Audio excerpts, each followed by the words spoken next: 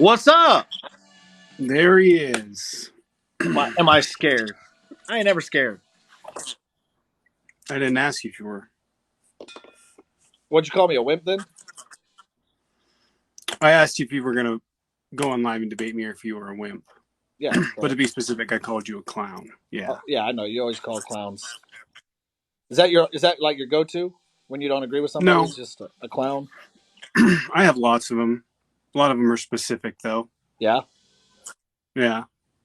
Why is that?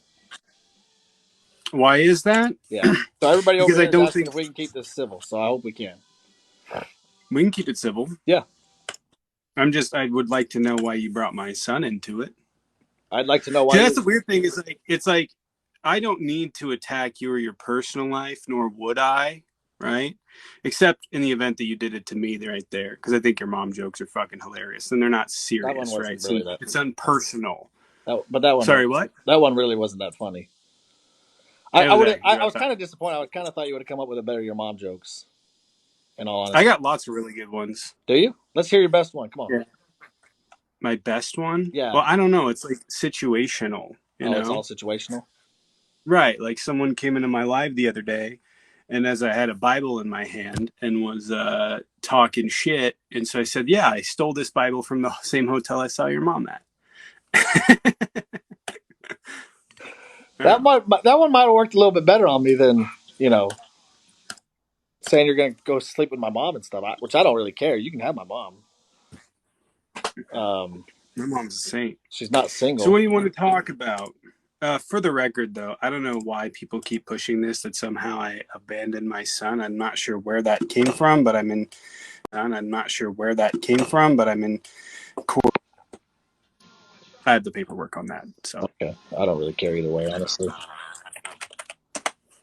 So, what do you want to discuss? I don't know. What do you want to talk about? Well, hey, buddy, get out of there. There's lots going on here in America that we can tap on. Yeah. Where do you want to start? It sounds like you don't like Abbott either. No, I'm out on most Republicans and Democrats. This All is where I right. What think, do you like, not in like all about it? honesty, I truly believe that, like, American Democrats and American not party line people probably see more eye to eye than we do differences. Probably, I would imagine. What do you not like about Abbott? Let's start there. The fact he's not a true conservative, he does what every politician does, and he only does things when it's election season to make himself look like he's some big mighty conservative when he isn't. Um, Okay. and the list goes on. He grows our budget. That's not conservatism. Um, he vowed during the Obama administration that he was going to protect the border. That was 7 years ago. He never did that, obviously. Um, and then, obviously, when Trump came in, he didn't have to. Now Biden's in, and we see what the border chaos is doing now. And he's still doing nothing but for photo ops. Okay. But you do understand that border security is not Greg Abbott's or Texas's responsibility, It right? actually is per the Constitution. When he filed No, an it's not. emergency, yes, it is. The states have the No, authority to. it's not. Okay. It's in the Constitution. The It's states have called. the. I can. It's called federal preemption. Right. Federal immigration law is federally preemptive, But meaning it is the only law that can exist. and the states can do measures to protect their states along the border for both If they're Canada. being asked by the federal government. They don't even have to be asked. We filed, like, Greg Abbott can do what he did, and he can file an emergency declaration. He did No, file. he can file an emergency order on humanitarian grounds if there's a I don't know, people dying or there's people starving at the border, then yeah, he can go deal with that. But as far as securing the border, no, that's completely left up to the federal government. And he can't do it. All the states on the border can. If you go look it up, it's actually in the Constitution that they can. I can literally tell you, right? It's called federal preemption. I You know what remember a federal few years preemption ago? is. I totally agree with that. But there's also clauses within the Constitution. I'll have to find it exact what the exact wording is that the states along the borderlines of Canada and Mexico can do it. I'm having a hard time believing that since Okay. when the Constitution was written, there was only 13 colonies, and the only real Well, that's why there's the a area up the north wasn't even Constitution. for grabs yet. It was being Right. claimed by a different country. Immigration wasn't necessarily a thing. Do you remember a few years ago when they tried to pass the 2010 when Arizona tried to pass the immigration law for cops? Cops could stop people and ask them for to prove their Well, citizenship. that was because of right to due process and privacy. That's why they can't just stop people. That's No, why they that was stopped federal first. preemption. Well, they had. I think the Supreme Court rejected it not for federal preemption, but because you can't just pull people over just to ask them what their federal status is. Right. That had nothing to do with the actual federal presumption. It was Part of the that is, right to do yeah. with And privacy. the reason for that is for federal preemption, because Border Patrol, I don't know if you know this, can operate 150 miles away from the I do border. know that. Right. And you don't have any search and seizure. You don't have any Fourth Amendment right within 150 miles of the border if you're being stopped by Border Patrol. So, that being said, that's one of the reasons they threw it out. It was a violation of due Actually, you do process as though, opposed to.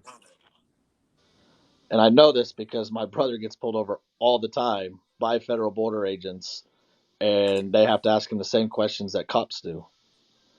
And Right. he's within 40 miles of the border. So yes, they do Right. still have to. They still have to abide by the Constitution of illegal search and seizures and to identify, and they have to have a reason to actually pull you over. You can't just pull somebody over and ask for any type of immigration status because that's against the No, Constitution. you can. You can do a border stop. That doesn't mean they're going They can to. do a But border yeah, they stop, can but you search don't your. have to ask the question. You don't have to answer any questions Right. You don't of your have to answer immigration any status. questions. So they But that doesn't stop you mean at you the have a right. border, yes, and within 150 miles, but it's still they still have to follow the same guidelines as a police officer of whether or No, not. they don't. Yes, they do. I guarantee they do. No, I they do guarantee not. I've crossed the border more times than you've even thought about it. Just because they don't do it does not mean that they don't have the ability to search your car. The reason they don't do it is the same reason they don't search everybody's cars at the border. There's just too much volume. That doesn't mean they can't run a dog. That doesn't mean if they want to, they can't Oh, search they your run the car. There are dogs. some due processes, but search and seizure is not one of them. They have to have they do have to have probable cause to be able to pull you over and search your car.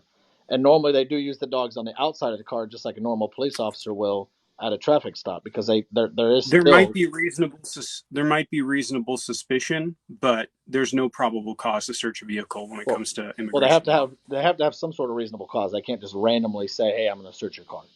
They No, can't. they can. Yes, they can. No, they can't. I guarantee they. Absolutely.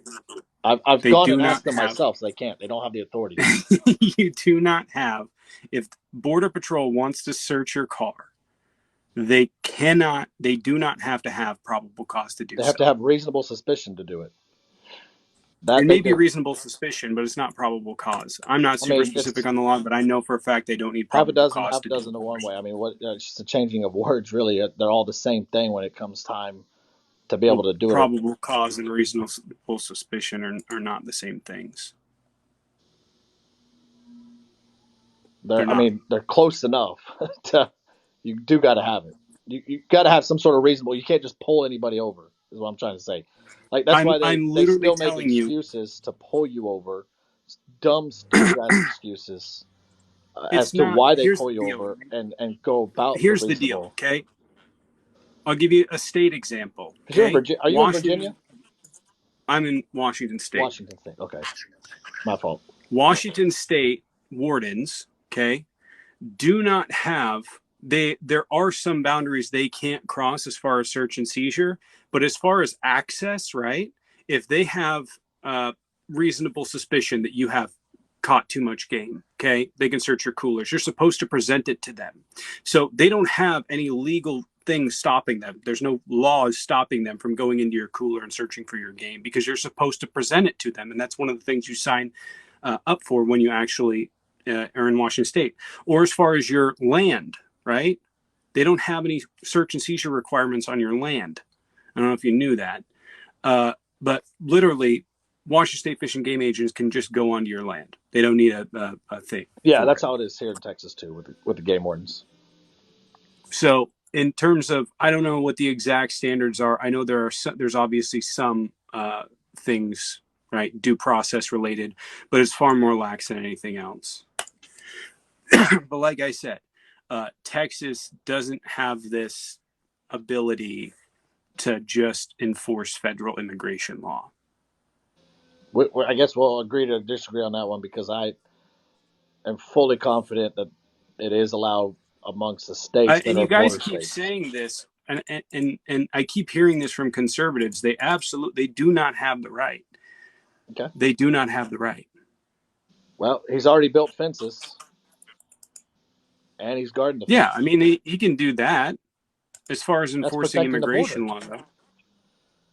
But you're conflating protecting. You're conflating your idea of protecting the border with enforcing federal immigration laws, No, I'm talking about just right? protecting the border in general. Like we Well, what still does have that mean? Does that mean stopping people that are we could build a crossing the wall. border? We could legitimately build a wall and keep them out.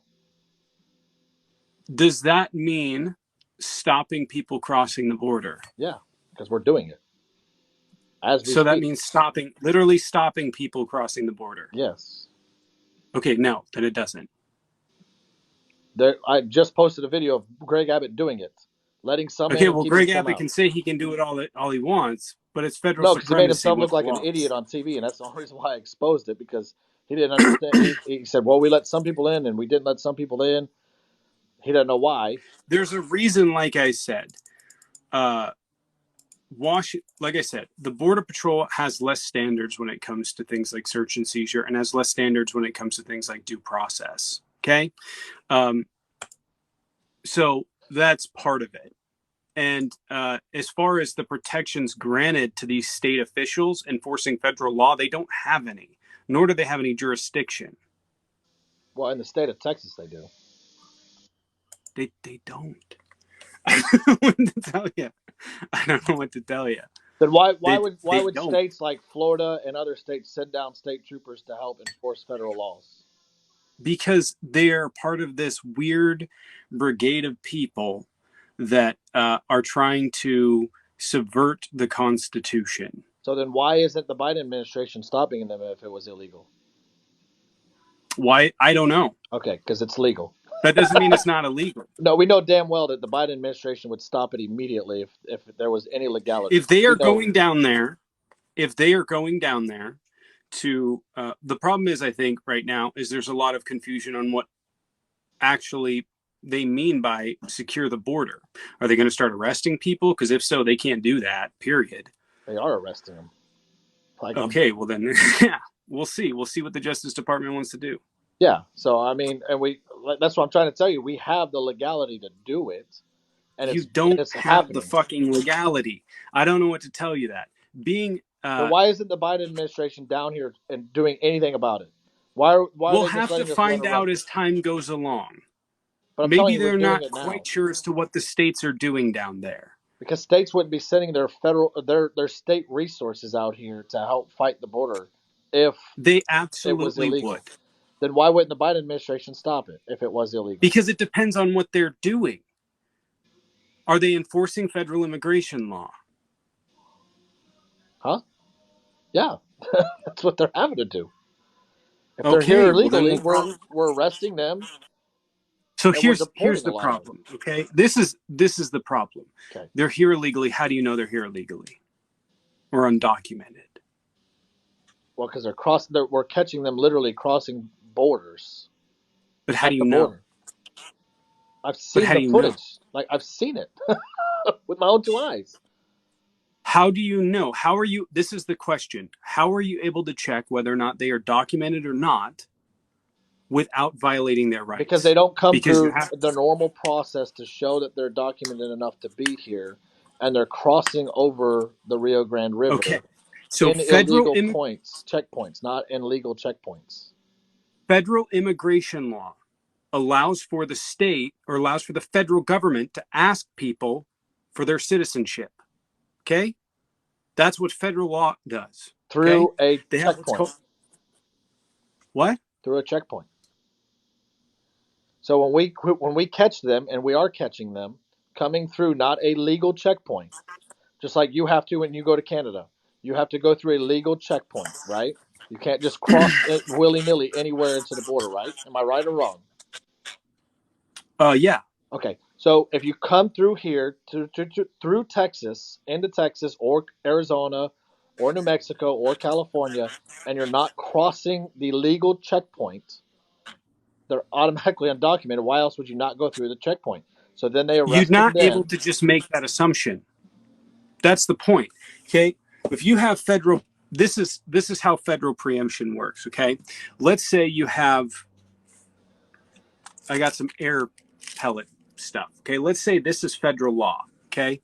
This is federal law and it's all encompassing of, it is all encompassing of immigration law. Okay.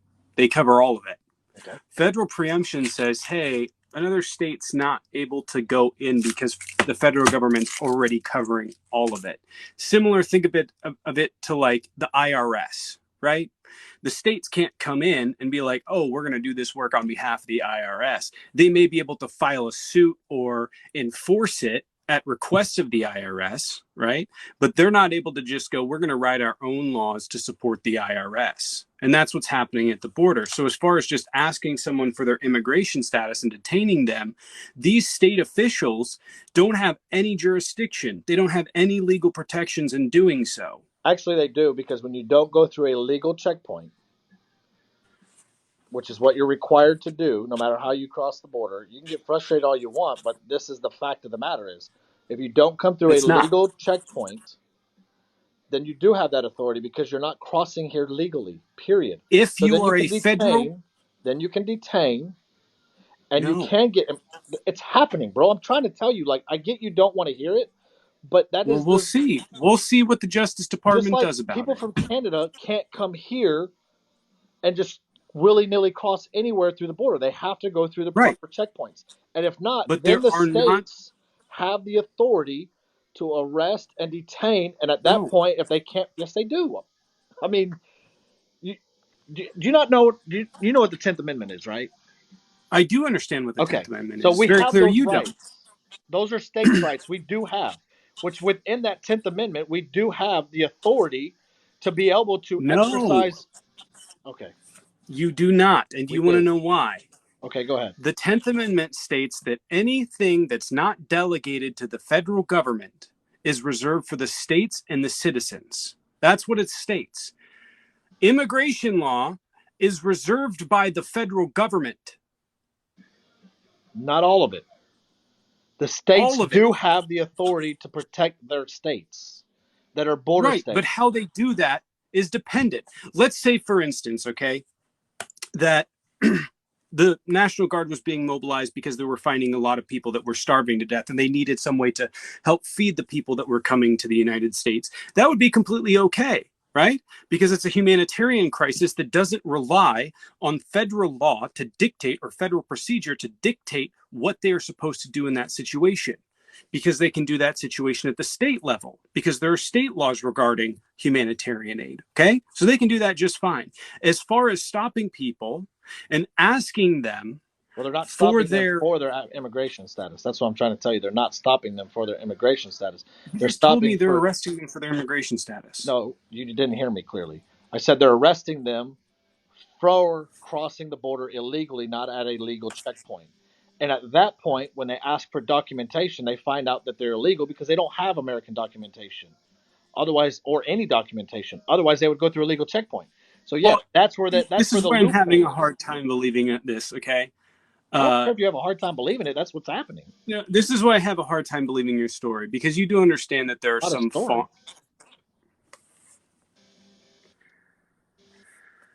Okay, bud. I'll go ahead and send you a resource through your DM, but no, I can tell you you're 100% wrong. Well, read it for all the people to hear. I don't have the link in front of me. I can go find it for you later. Oh, okay. I thought you had it. Hmm? I said, oh, I thought you had it. That's why I was. That way, all the people can hear what your source was.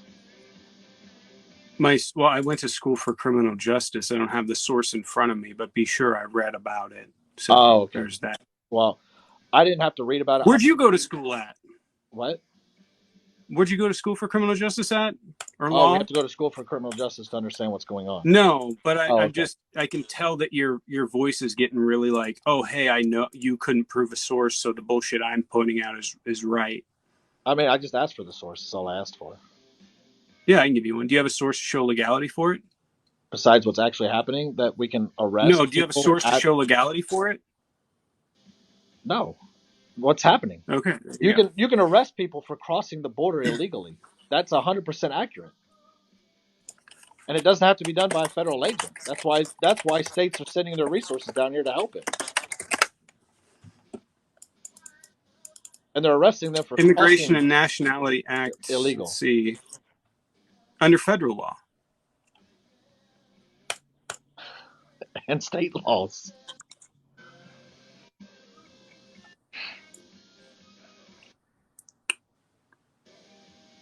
Yeah, it's under immigration law.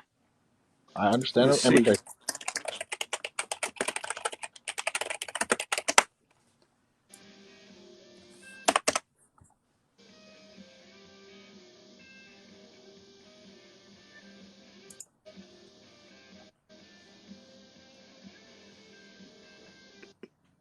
I'm doing the work for you.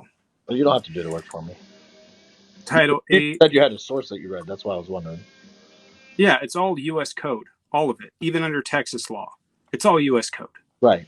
Like this is, I'm You're literally, clearly not hearing what I'm saying, though. I'm not saying that we're just randomly stopping people asking for right. But immigration. what makes, here's the point. What makes crossing the border a crime? When you don't cross a legal checkpoint, that's the crime. Right.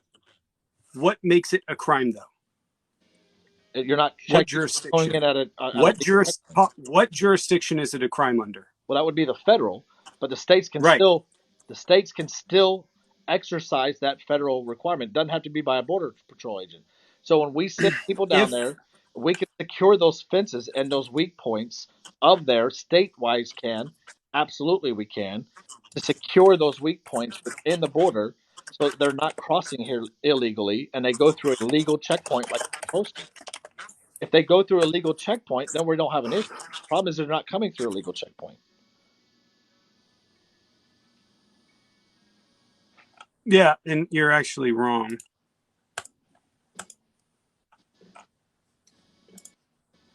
It's not what they're arresting them for. Oh, then what are they arresting them for?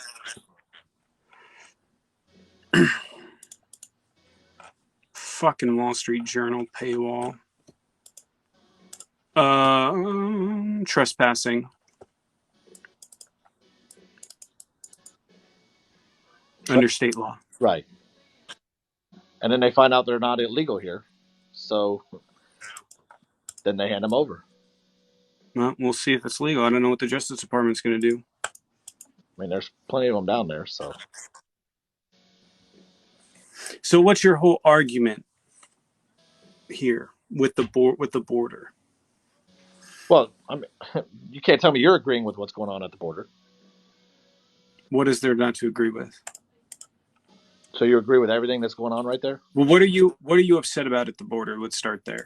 Well, it's funny because I think you might have been one to complain about the 500 kids that were down there when Trump was going on, but there's way more than 500 kids right now, unaccompanied kids that are being held and detained and not COVID safe areas, not being anywhere held near to the same standard as what we're held to as COVID, and not being tested for COVID, not being, I mean, and then COVID aside, you can't tell me that you're agreeing with what's going down at the border, right? So hold on, wait. You said the 500 kids. Yeah, Part. that's what like the whole left, and I believe you made some videos on it prior to Biden taking office about 550 kids down there at the border, right? Yep. Okay, there's way more than There that was now. more, but yeah. Where's your videos about the Biden administration ignoring that? What part are you talking about? The kids that are left behind at the border. The same thing I've been saying for the last 2 minutes. Are you talking about the kids that are coming here? The same kids that were coming here under Trump that he was holding in a facility trying to find their parents. No, that's not what's happening. That's not what happened with Trump. Then go ahead and inform us from Washington. That's not what happened with Trump. What happened with Trump is he was taking asylum seekers and he was splitting their kids up from them. And then he was putting the parents and the children through immigration at different times. So the parents would go to a hearing, they would go to their immigration hearing. If they were denied, they were sent back, right? If the kids were go and they were denied, they don't know who to send them back to, as opposed to keeping the families together. And this isn't indicative of just a Trump problem. This was an Obama problem because Obama at the time tried to keep families detained indefinitely to deter them as well. But he just he never split them up. So that was a big difference. And now they're still being split up, and Obama or Biden hasn't done anything. No, they're not being split up. There are unaccompanied minors at the border. There's none? There's none that are being split up? No, is that what you're saying? There's none? The family separation policy ended under Biden. And so there's no children there by themselves. There are left over from the Trump administration. There are children that came to America as what's called unaccompanied minors, meaning they didn't have parents or relatives with them, or the relatives were under the age of 18. So there's no split up kids right now. No. And Trump started that. Right. Are you sure? Yes.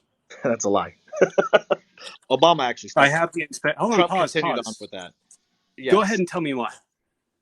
Tell you a lie? No, go ahead and tell me why.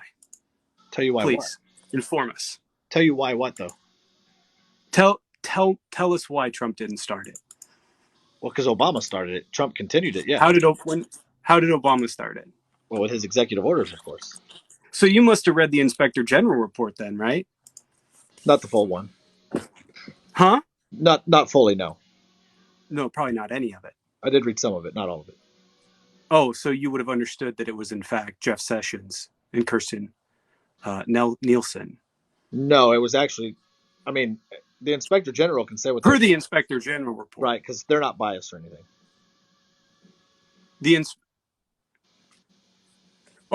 I don't know, the actual document that was signed by Kirsten Nielsen. And then the one, maybe that one.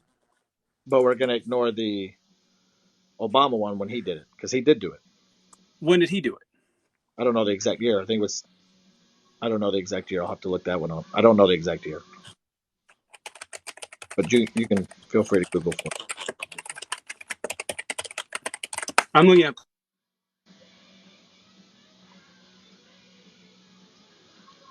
Because he's.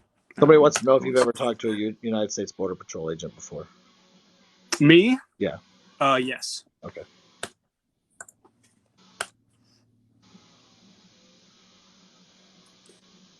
So this report released in January before Trump left office. So a Trump appointee, said that Trump did it.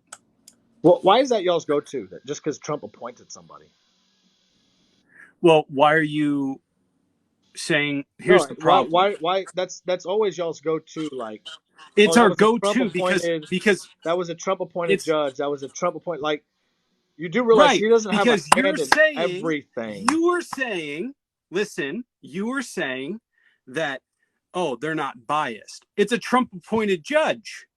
Oh, because anything Trump does, it's supposed to favor Trump, and anything Obama appoints and Biden appoints, it's automatically going to favor them. No, I've been critical of Biden. No, I'm not. I literally started this by saying Obama had a terrible.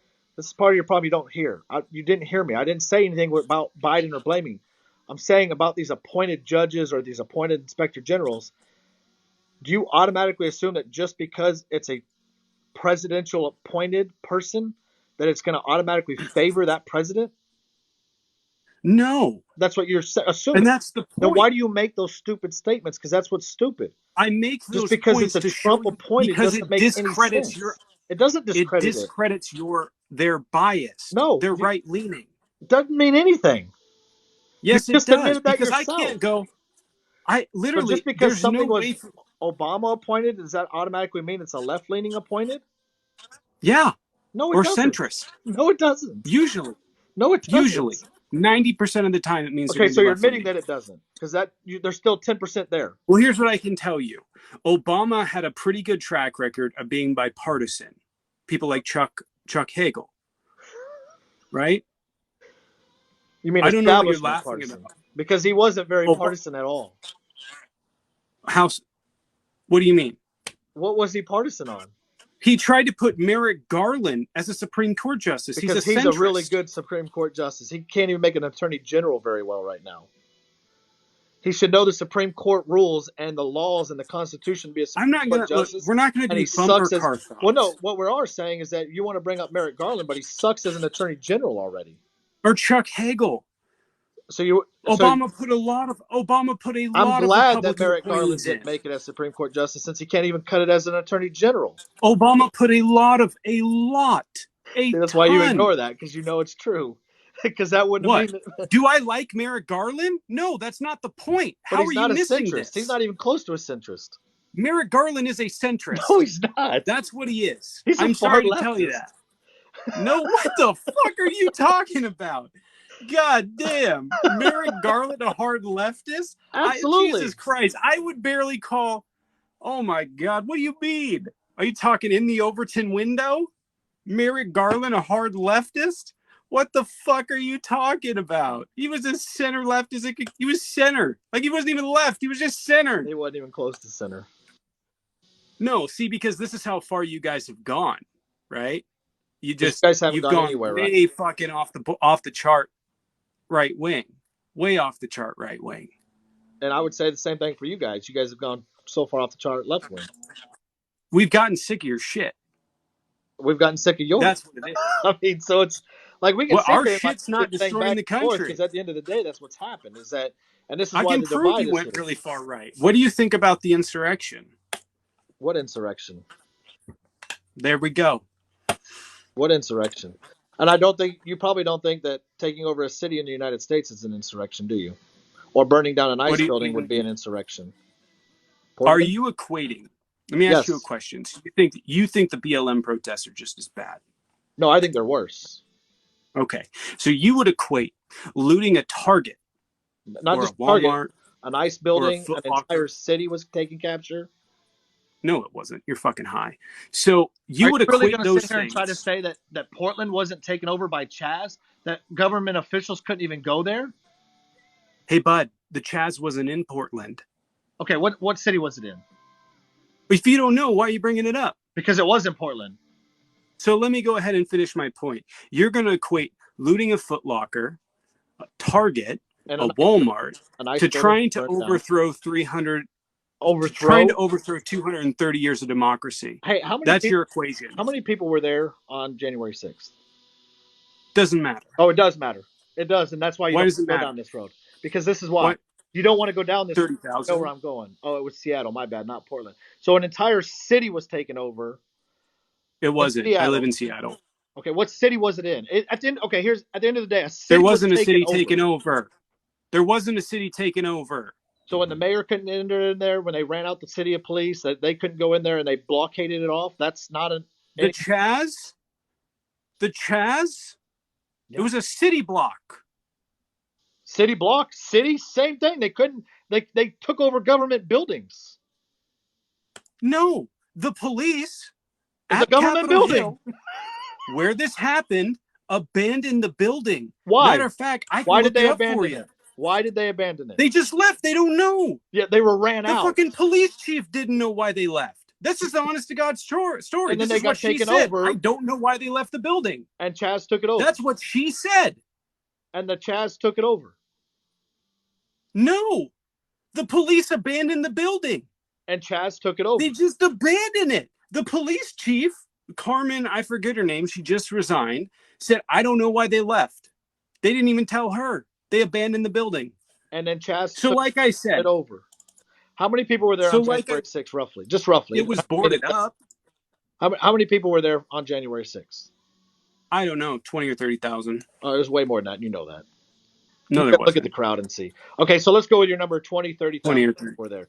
They're saying roughly per the FBI, 400 people entered the Capitol that day, right?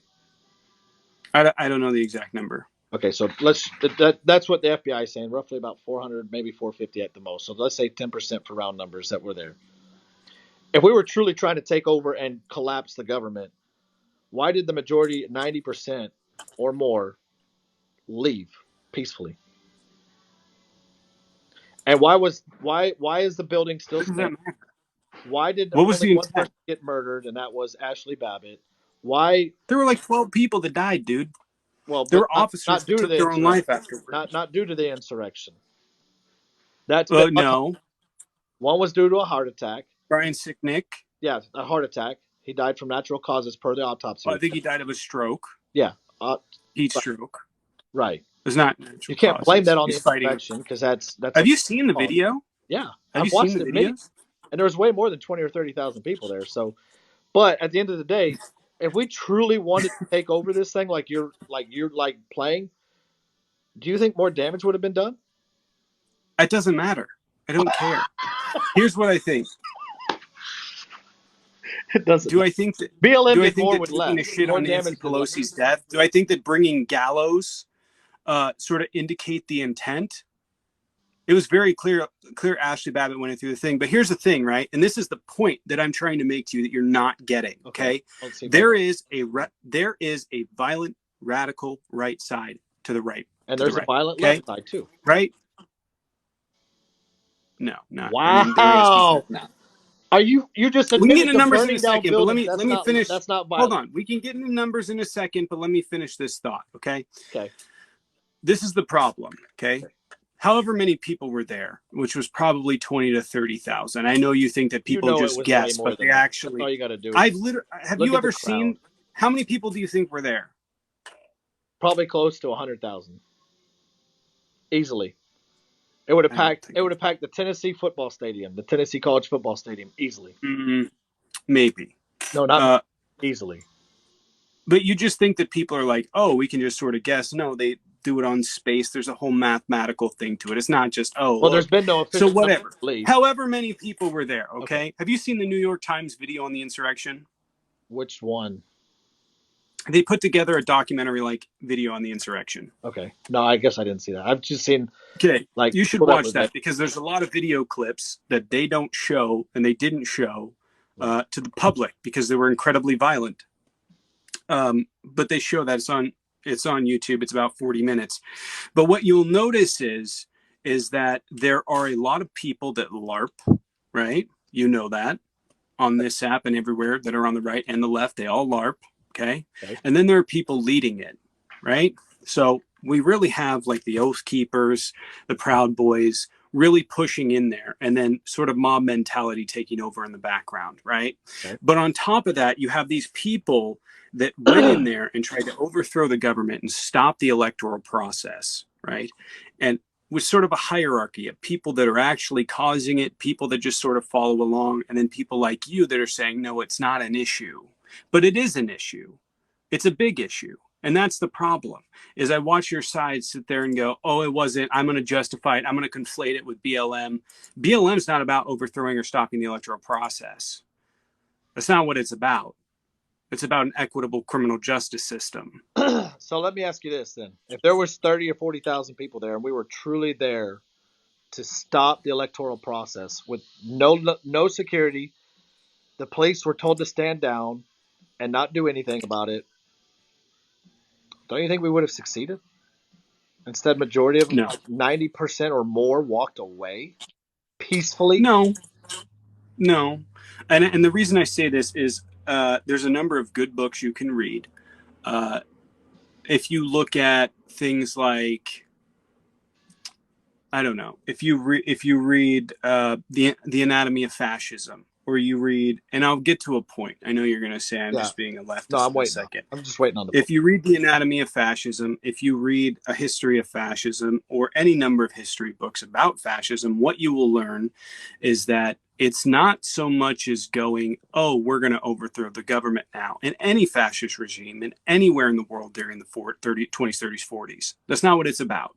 What it is about building a psychology, a psychological effect where people feel empowered, right?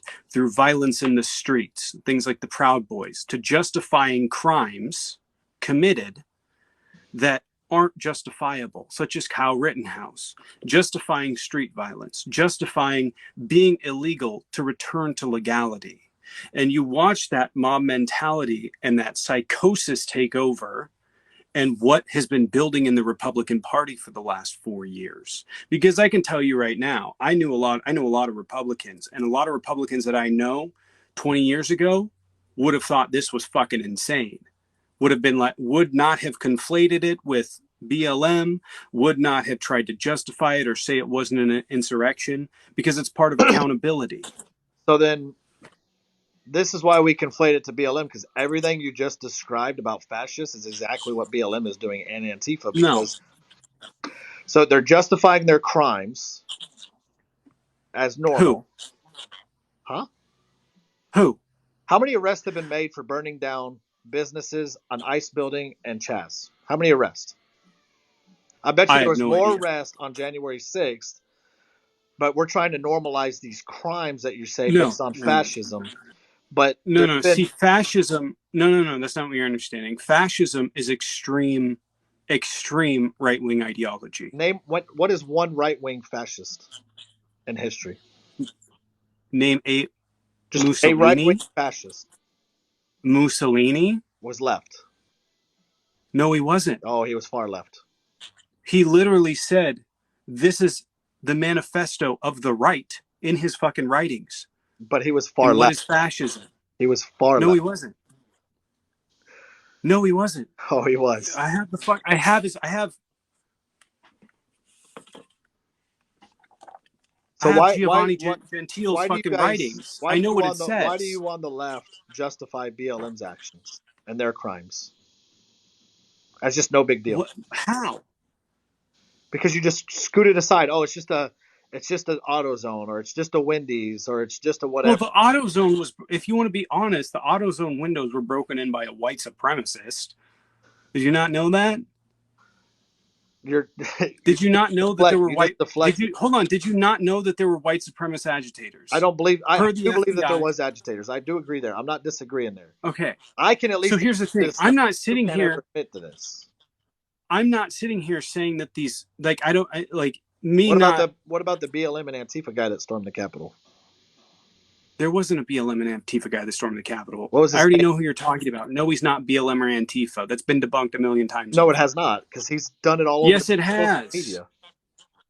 I swear it has been debunked. I'm not going to go through this because it was one guy. His last name was Zimmerman or something, right? No, it wasn't Zimmerman. It started with an S, I think. I know who you're talking about. And he went in there with the other female reporter, right? Yeah, it hasn't been debunked though. It's Been been debunked. confirmed by the FBI that he was with the FBI or with the BLM Antifa. John Sullivan. No, yeah, no, that's the guy. Yeah, Hold on. it's well documented. The guy is. It's not well documented. Period. This is PolitiFact. I wouldn't call PolitiFact a fucking Oh, I would. a left wing tank. I can pull They up more just of fact them. checked one of my Let's just direct go to quotes the. from Do you know what Biden. original sources are? Yeah, I know what original sources are. Are you reading Okay. the FBI report on John Sullivan? I don't think there was one. Yeah, there is.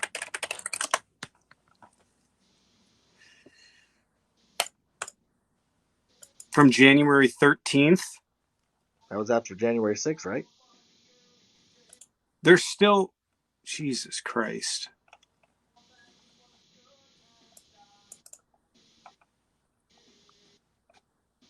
Background. I'd have to go through it. Yeah. But no, like I said, let me pull it up here.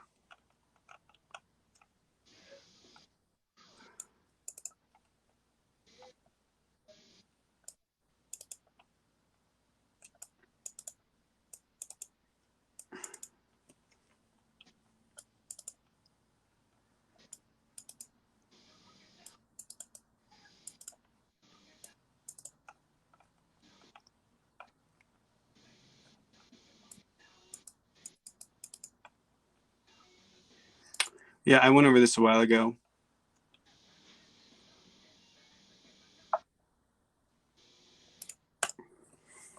I honestly can't even believe I'm having to go through this because I went over this a long time ago. And I want to be clear here. First things first, you're claiming there was 100,000 people there and you're pointing to, like, assuming this is true, which I already know it's not because I literally read on this in fucking January. No, he was not tied to Antifa or BLM.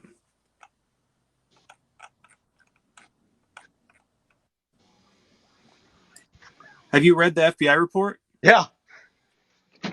Where's it say? What section? Well, like you, I read it a long time ago too, so I'll have to pull it back up. Let me do that.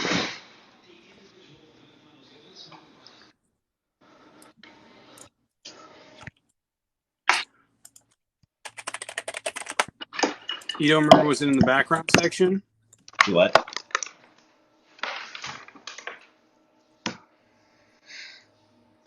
I'm speed reading it. Sorry, guys. Fine. You're fine. Because I swear to God, this didn't say shit about it.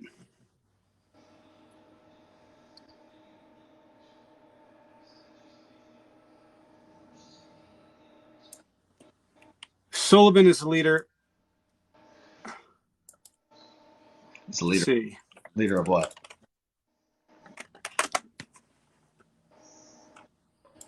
No, why didn't that show up?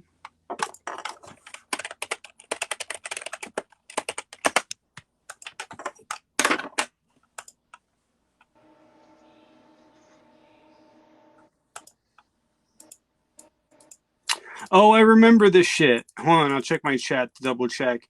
Wasn't Sullivan a right-wing libertarian? No. No. I'm going to ask the chat. Someone in the chat probably already knows this.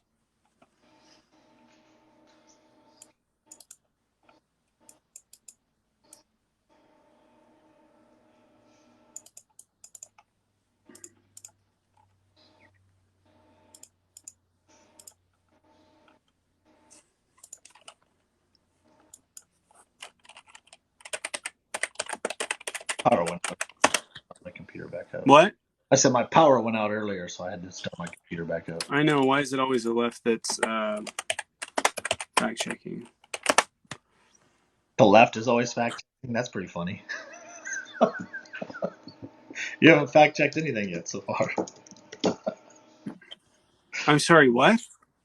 Huh? I asked you where it was so I could look it up. I mean, Yeah, I'm look doing it the up fucking myself work too. I'm for sorry. you. But you just said the left is always fact checking. Thought that was funny. That's all. Sullivan is apolitical. He's attended events. He's black, but he's not with either group.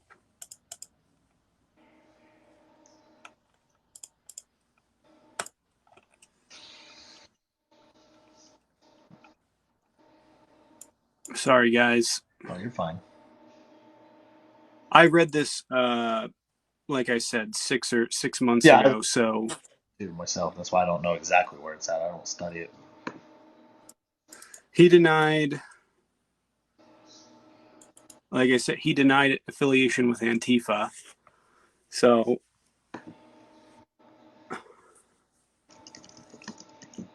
January 8th, FBI Director Stephen D. Natua said the agency has no indication that Antifa played a role.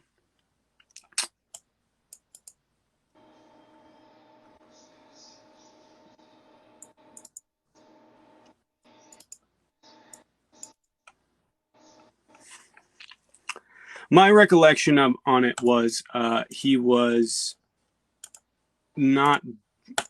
Boogaloo, but he was So somewhere off. is Newsweek a credible source for you? I want to make sure I get a credible source so you don't think that I'm like some right source like Fox News or Newsmax. So I want to make sure. What's the date on it? No, I'm just asking a question. Is Newsweek a source or no? I mean, it can be, yeah. Okay. Do you know how to check sources? Yeah, I know how to check sources. I'm just making sure you know. Because I don't want you to go, oh, that's Fox News, and then all of a sudden it's, you want to try to debunk it just because of the source of who it is.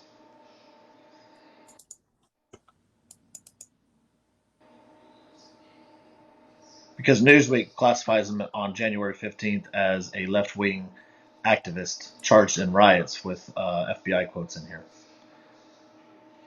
Yeah, that's fine. So he You do understand how wouldn't you be. do understand how you do understand how information comes in like times like these, right? Well, yeah. I'm just letting you know the sources I'm finding. Well, you remember the Gretchen Whitmer takeover, right? Oh, First thing reported was they were Trump supporters. Do you remember that? But that wasn't true. yeah, they're FBI informants. You, Sorry, what? you didn't see the latest report on the Whitmer deal, did you? I did see the latest report, and it was complete bullshit. So pretty much anything you don't agree with, it's bullshit. If it's not a right wing, No, we're so violent, but we're not. no. I read that article by that guy. It was a BuzzFeed News article. He went on to say something fucking so insane in it that what was the name of that? This is no, what was it? Whittemer. He went on to say something so fucking insane in it. Here's Washington Times as well saying that even on his Mr. Sullivan, a Utah I resident, just want to be. Yeah, go ahead. under a Utah resident active on social media under the name Jaden X as a Black Lives Matter supporter and a leader of the Insurgents USA. He was the government seized $62,813 of his in correlation to the January 6th. So even his own social media is So, what did you have any ties to him for Antifa or no? that was maybe not Antifa, but BLM for sure. He admits it himself. Right. Hey, You do there. You understand that BLM's not just supported by people on the left, right? well, he's considers himself a left. Well, he's not. BLM is not supported on the right. That's for damn sure. We can agree there. No, it is. It is. You're absolutely wrong. Absolutely wrong. Eamon Bundy. Absolutely wrong. Left-wing libertarians do not like the police. But I just want to point this out. You say there's 100,000 people. Your estimates are there are 100,000 people there, and you're going to point to the one guy No, that's left-wing? no, is what I was trying to point to is that you don't seem to listen to anything that I say, and then you take it and you twist it. That's why I've had to repeat myself several times. Well, because you're I can taking the agree. I exception can and agree making it on the my end. standard. I can agree on my end that on BLM side that there was agitators. You can't agree that on the January 6th that there was agitators from the left side. When I just Because we pointed don't have out any one, evidence of that. huh? Because we don't have any evidence of that.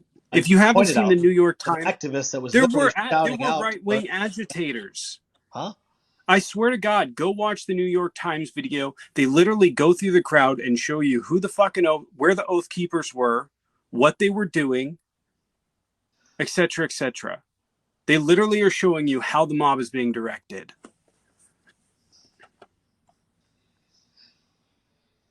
And look, I'm not. This is the problem, though, that I was trying to get to earlier. I'm not saying the BLM destruction was bad or was good, right? Like, nobody on the left saying that. We're saying there's a much bigger problem. Like, that shit's insured, right? You're concerned about the $2 billion. How much money was it in damage? So the U.S. Capitol's not insured? How much money was it in damage? I think it's over $2 billion right now. Okay. Do you know that we spend over that every year in settlements for police officers and brutality? So let me ask you a question. But do you know that? Does So that I'm concerned. insurance Why have you not so been that the even though $20 billion or $30 billion over the last 10 years that we spent on cops brutalizing people? Why is that not concerning? well, you're trying to bring up another issue to deflect away from the original issue. You want It's not a different issue. well, you want to excuse the BLM stuff because it's insured. What does insurance do? How does it affect other people whenever you have to file insurance? I'm not How did saying that it's a pay the good. jobs for those people that were lost? This You're is what I'm not saying. getting Like the you equation. want to bring up police brutality. I get it. Like we can discuss that on a whole different episode, but you can't You're just not getting. justify the actions of BLM by saying, "Oh, that they're insured." And let's look at now. Let's deflect over here away from BLM and let's talk about police brutality. No, let's discuss the BLM stuff, and we can move over to police brutality because they're two separate issues. My question is because you started this with conflating BLM to the Capitol insurrection. Mm-hmm. Right. So do you think that BLM's intent as a whole, with 26 million people that showed up to protest, was we're going to go burn stuff down and kill people, as opposed to Trump's bullshit thing over there at the Capitol, where pretty much all they had been talking about since even before the election was overthrowing the government if and when Trump had the election stolen from him, in their words? I'd never heard that on my end, nor did I didn't even know that was the. I've literally. I have videos on my TikTok of people saying Great. that the I'm just shit was saying, going to I be never heard stolen. it. I'm telling you, I never heard it. Like, I don't know why you think that just So all the right wing all just conspired together. Were there some? Yes. Were there some with the intent to do damage? Hell yeah, there was. On the BLM side, yes, there was intent on both sides. I can admit that. Why can't you people? So what was the intent? Because that's not what we're talking about. What we're talking about is We were just why talking you about intent. said Why do you keep what moving we're the talking goalposts? about. We were literally just talking about intent. Right. I What can we were admit that talking on about is my the intent. side, yes, there was probably some intent to do it. But you can't admit that there was that there was intent to destroy businesses and destroy lives on the left side on BLM. There absolutely was intent. Yeah, in some respects, yeah. And in some Was respects, that the all respects, or else they wouldn't have burned anything. no? There was intent Was there. that the intent? This is the problem. 26 million people showed up for BLMY. It was to protest Where was police 26 brutality. million people showed up? Where? That's the number estimate from how many people have protested at BLM protests Like was 26 million like all the whole time BLM's been around? throughout the entire country. So you Yes, can't say 26 that's million not because most including of them went to Germany. like That's not several of including them. I mean, like Europe. that's a like a crazy stat whenever you want to combine all compared to one day. How many riots and protests have the right wing had? With zero property damage other than January 6th.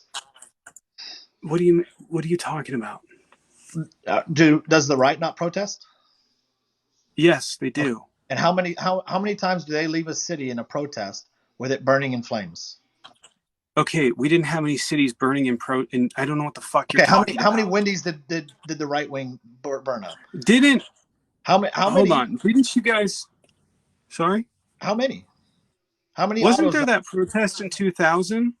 Yeah, I mean, how many of these cities did we did how many blocks of a city did we take over? Like Why chat, are you attributing? because you Here's want the to attribute problem. like all of BLM as 26 million to one day, as if we don't protest at all throughout our history or throughout the years. And how much damage did we cause from January 6th prior to? How many billions of dollars like BLM caused? We just admitted that BLM caused $2 billion in damage. I didn't say BLM did. Okay, the left. It's not Jesus Christ. This is the problem.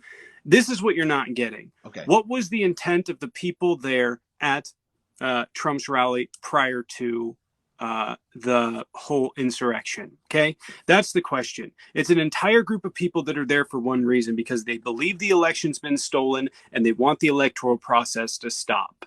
Okay, the people that showed up to BLM protests, the vast majority of them, the overwhelming vast majority of them, are sick of police brutalizing people. Okay, we just That's what they're admitted that tired of. the overwhelming people that showed up on January 6th walked away peacefully. What do you no? Because Yes, here's the thing. I'm not sitting we here just going, admitted that.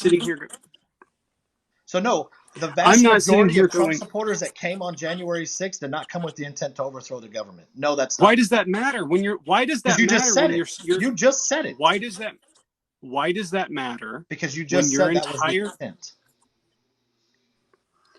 why does that what do you what? You No, I just said, said that do you was know the what intent intent. means? Huh? Do you know what intent means? Yes, you just said that was the intent of the Trump supporters going to January 6th was to overthrow the government.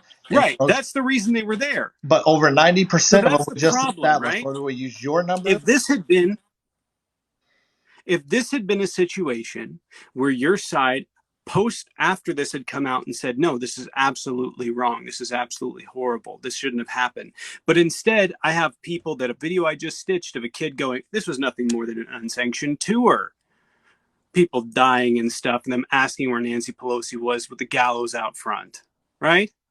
There is a very big difference between trying to reform our government and trying to make sure it can't do the processes to continue the government. You understand that?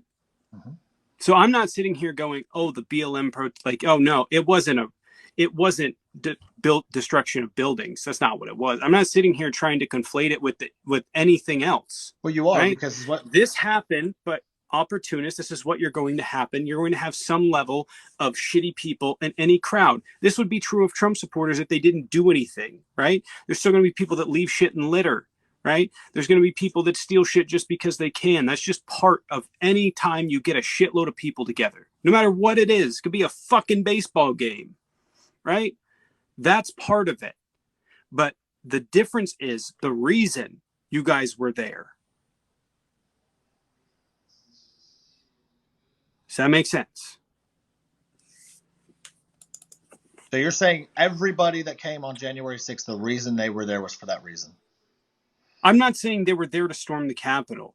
I'm saying that your side, like in fascism, has produced a level of rhetoric that is becoming dangerous. That's what I am saying.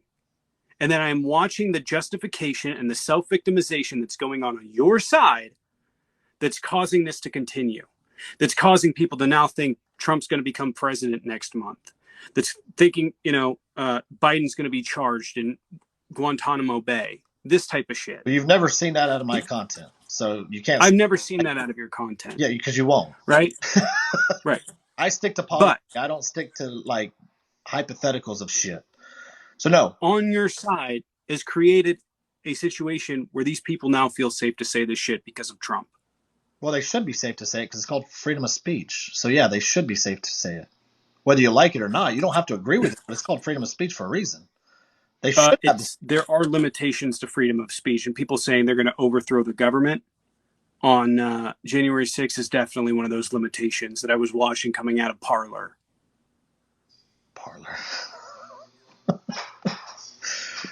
And here, you know how many Republicans or conservatives have come onto my site to tell me there's going to be a fucking civil war and we're all going to die, everyone on the left? There's extremists on both ends. I'm not disagreeing there. Like, I've never disagreed with that. Do you know how many that I see that come onto my page and do the same thing? I mean, about the left? I mean, like, it happens on both sides, but you can't ever seem to see that. And that's my point I'm trying to get to you is like, was there some bad eggs in the basket of January 6th? Absolutely. I'm not disagreeing there. I've never disagreed with that. Right. Absolutely so was everybody there for the same reason? No. Most people, well over 90, maybe 95, depending on what numbers like that have come out of how many people were there actually on January 6th. It could be closer to 97%, 99% that were there for a peaceful protest, which is well within our whether you agree with the peaceful protest or not. They were well within but this is the problem, right? I watched members of the Republican hype house that went to the Capitol insurrection. One of them posted a video. I have a video of it somewhere back in my privates. He posted a video of literally saying, if I don't come home alive, like, know that, like, something to that effect, I fought for my country. And that I've watched that come out of, like, a lot of the people that showed up and a lot of people that didn't. We have to fight to take back our country, right? And then this shit happened. They go, oh, wow, that's really fucked up. And I watched a lot of members of the Republican hype house go, oh, that's really fucked up. That shouldn't have happened, which is what they should have done, right? And then 2 weeks later, I'm watching them go, oh, it's not a big deal. Well, very clearly you thought it was a big deal, right? The representative that held the door in Congress against the people trying to barge in is now saying, it's not a big deal. You were afraid of dying. Now all of a sudden, you're falling in line. Falling in line with what, though? This narrative that it wasn't a big deal, despite the fact that a lot of these people were fearing for their lives at the time. What representative was that?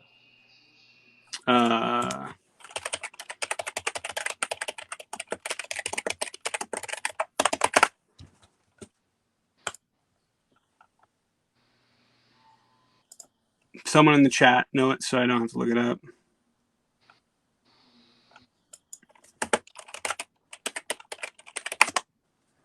Someone knows the name of the representative. That's not it. That's not it. It wasn't McCarthy.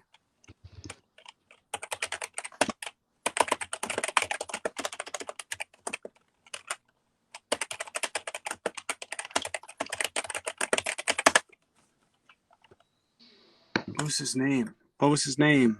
I have the picture of him. Well, if you have the picture, let me see it. I'll probably know who he is. A GOP lawmaker. Andrew Clyde. Called it a tourist. Called them tourists. There's a picture of him holding the door shut from people trying to break into the Capitol. I mean, am I agreeing with what all happened at the Capitol? No. Do I think it's an insurrection? No. I mean, it's very clear. they were very clearly there. We can both agree they were very, very clearly there to stop the process of the election from happening. I don't know if they were there to fully stop it. I mean, I think if we go with your number of Why would they have shown up on January 6th? huh? Why would they have shown up on January 6th? And I think the funny part is a lot of people are like, Trump had no knowledge. Trump didn't say shit about it until several hours after the insurrection started going on. He didn't say anything. People were begging him to send out a tweet telling him to stop. And he talked to Kevin McCarthy. What? I said, and then he made a video telling people to leave, and then they got banned from Twitter for it. That's not why he got banned from Twitter. That was his only post that day.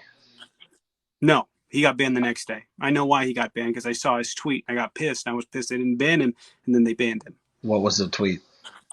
The tweet had to do with it was the same old, you're never going to take back your country with weakness. Yesterday we showed a lot, all this other shit, and then they banned him. That was his last tweet.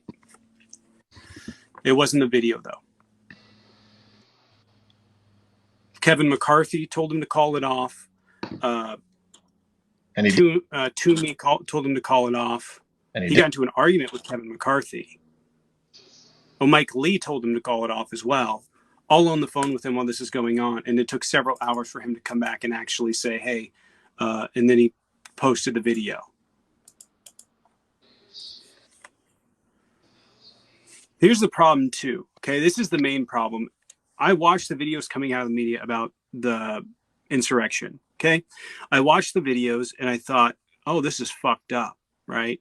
And just based on Trump's rhetoric, not any of the video footage alone, I was pissed because Trump had hinted at this. I had watched Republicans in my comments and on fucking Parler and in videos hint at this idea of taking back the government, hinting at this idea of being patriots and fighting for what you mean for, right? And so that part of it pissed me off that they were able to get into the Capitol. And then the next day or the day after, I came across a TikTok video. And in that TikTok video, someone had posted videos from Mexico that were banned in the United States. They wouldn't let them play. They were literally copyrighted everywhere in the United States, everywhere. So you didn't get like just how violent these were. The New York Times put together a video that included a lot of these videos, but this is 6 months after. But the actual videos, some of which me and John posted to Twitter, are far more violent than people are leading on to, and they're far more coordinated. It's not just we broke a window and walked in. So if that's the case, if all these videos are so true, and we know that especially the left media, why aren't they posting them and making it like one thing about it was so violent? Why are they not? They tried to hint at it, but the reality, I mean, you're put in a bad situation. We know that the media doesn't hint at shit, so we might as well stop that because we know the media doesn't hint at anything, especially if it has anti-Trump and anti-conservatism. So they don't have to hint at it. They could just show this is the actual evidence, but it's never come out. Why? The reason I think is because Americans might panic. They're posting it now. They didn't post it afterwards. But my honest reason is because we could see those videos. It didn't look, if you were in anywhere else in the world watching these videos, it didn't look good. America looked weak. America looked like it was out of control. So all these videos were getting posted everywhere but YouTube, Twitter. They were getting pulled down. You posted on Twitter? Sorry to interrupt. I had a question. You posted it on Twitter? Yeah. They're asking what your Twitter handle is so they can go watch them. It's in my link tree in my bio. Okay. But go to there's those videos. Huh?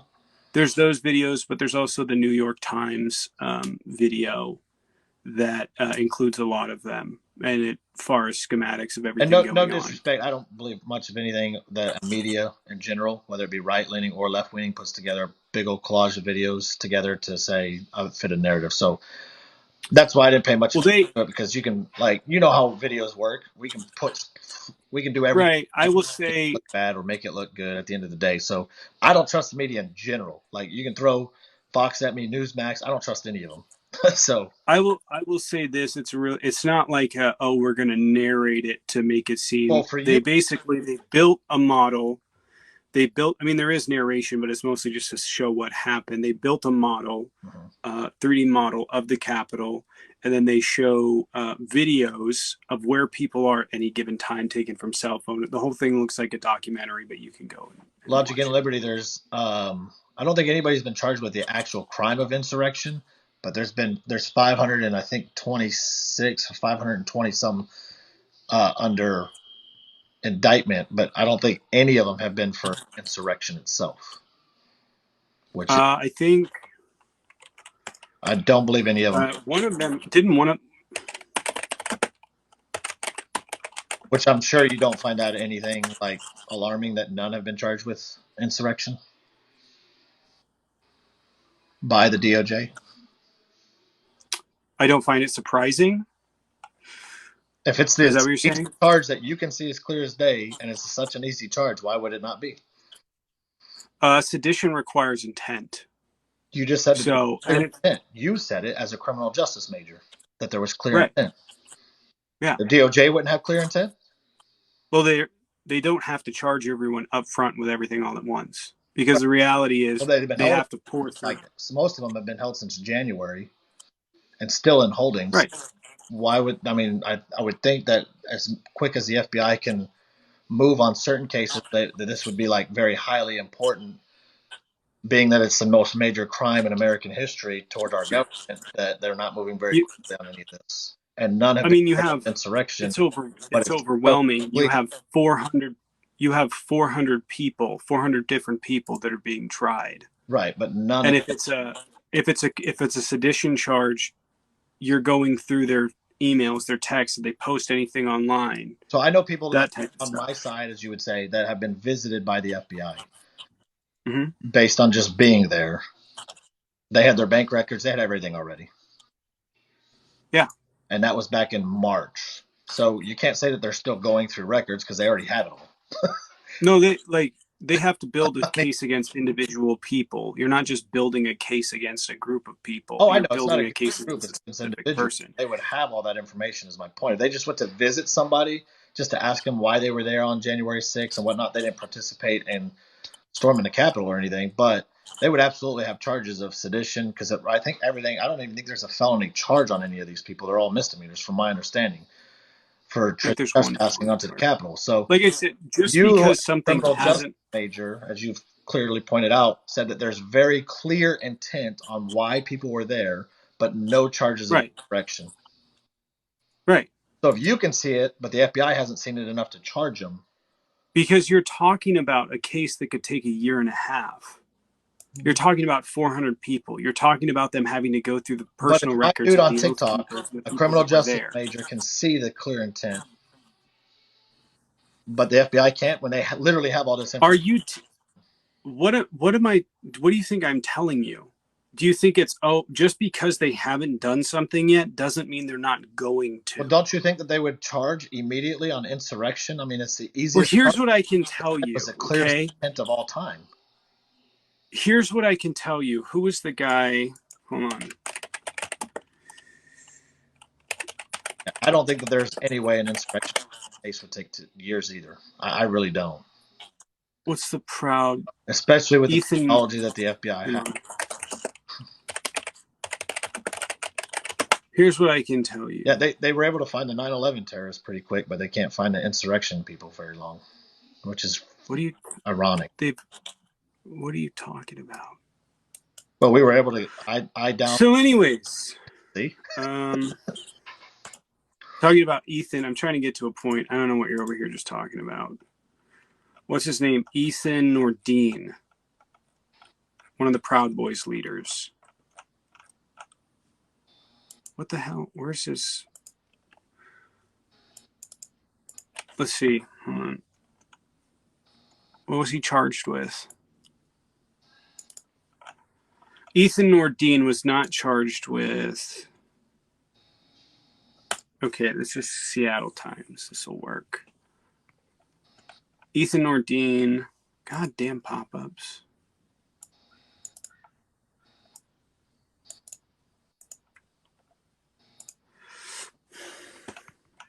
Wait, so they added more charges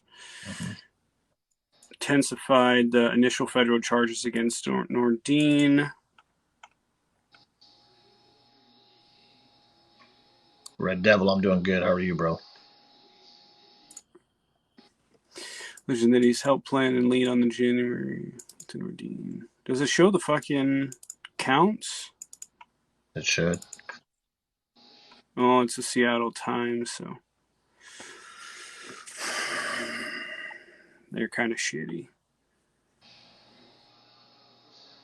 Yeah, he wasn't charged. Okay, what else was he charged with? The Seattle Times. There's been Okay, he was charged with obstructing an official, some shit. yeah, those are most of the charges, either obstructing an official or Right, they added more. but there's not one single insurrection charge. Hold on, I'm looking up Ethan Nordine. I'm at a point here. Oh, okay. I've just been waiting on it.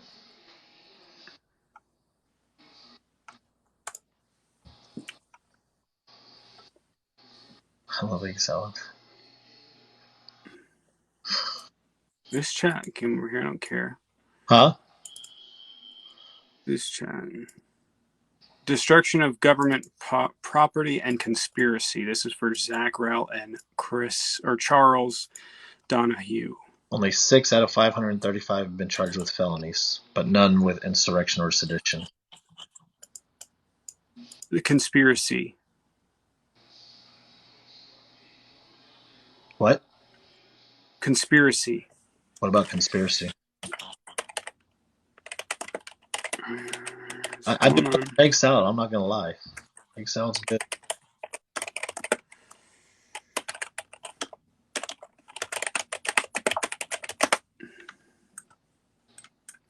Right. I think.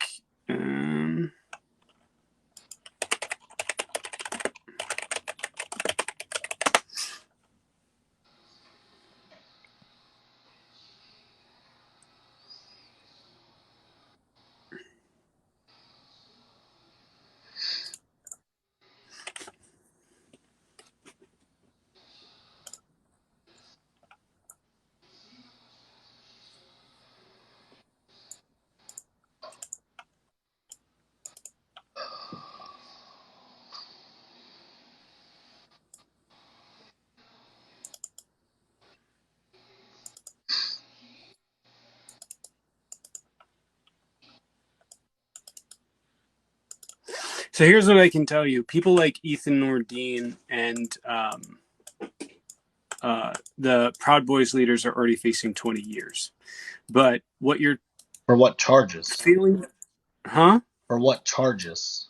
Conspiracy, obstructing officials, yada yada, government destruction of property. Go on.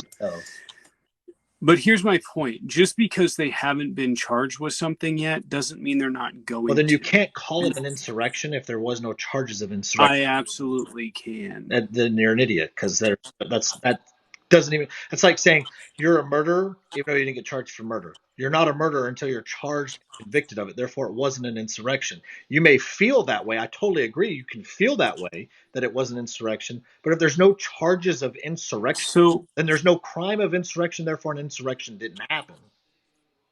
You should know this as a criminal. So let me ask you a question. What do you think the people were there for? A peaceful protest that turned wrong. Absolutely. I agree. I'm not disagreeing there. We've already gone over this. I don't know why we got to go over it again. Insurrection, an act or instance of revolting against civil authority or established government. So then that would be pretty much all of BLM too, then, because that was all that they did, was an act against the civil government for change.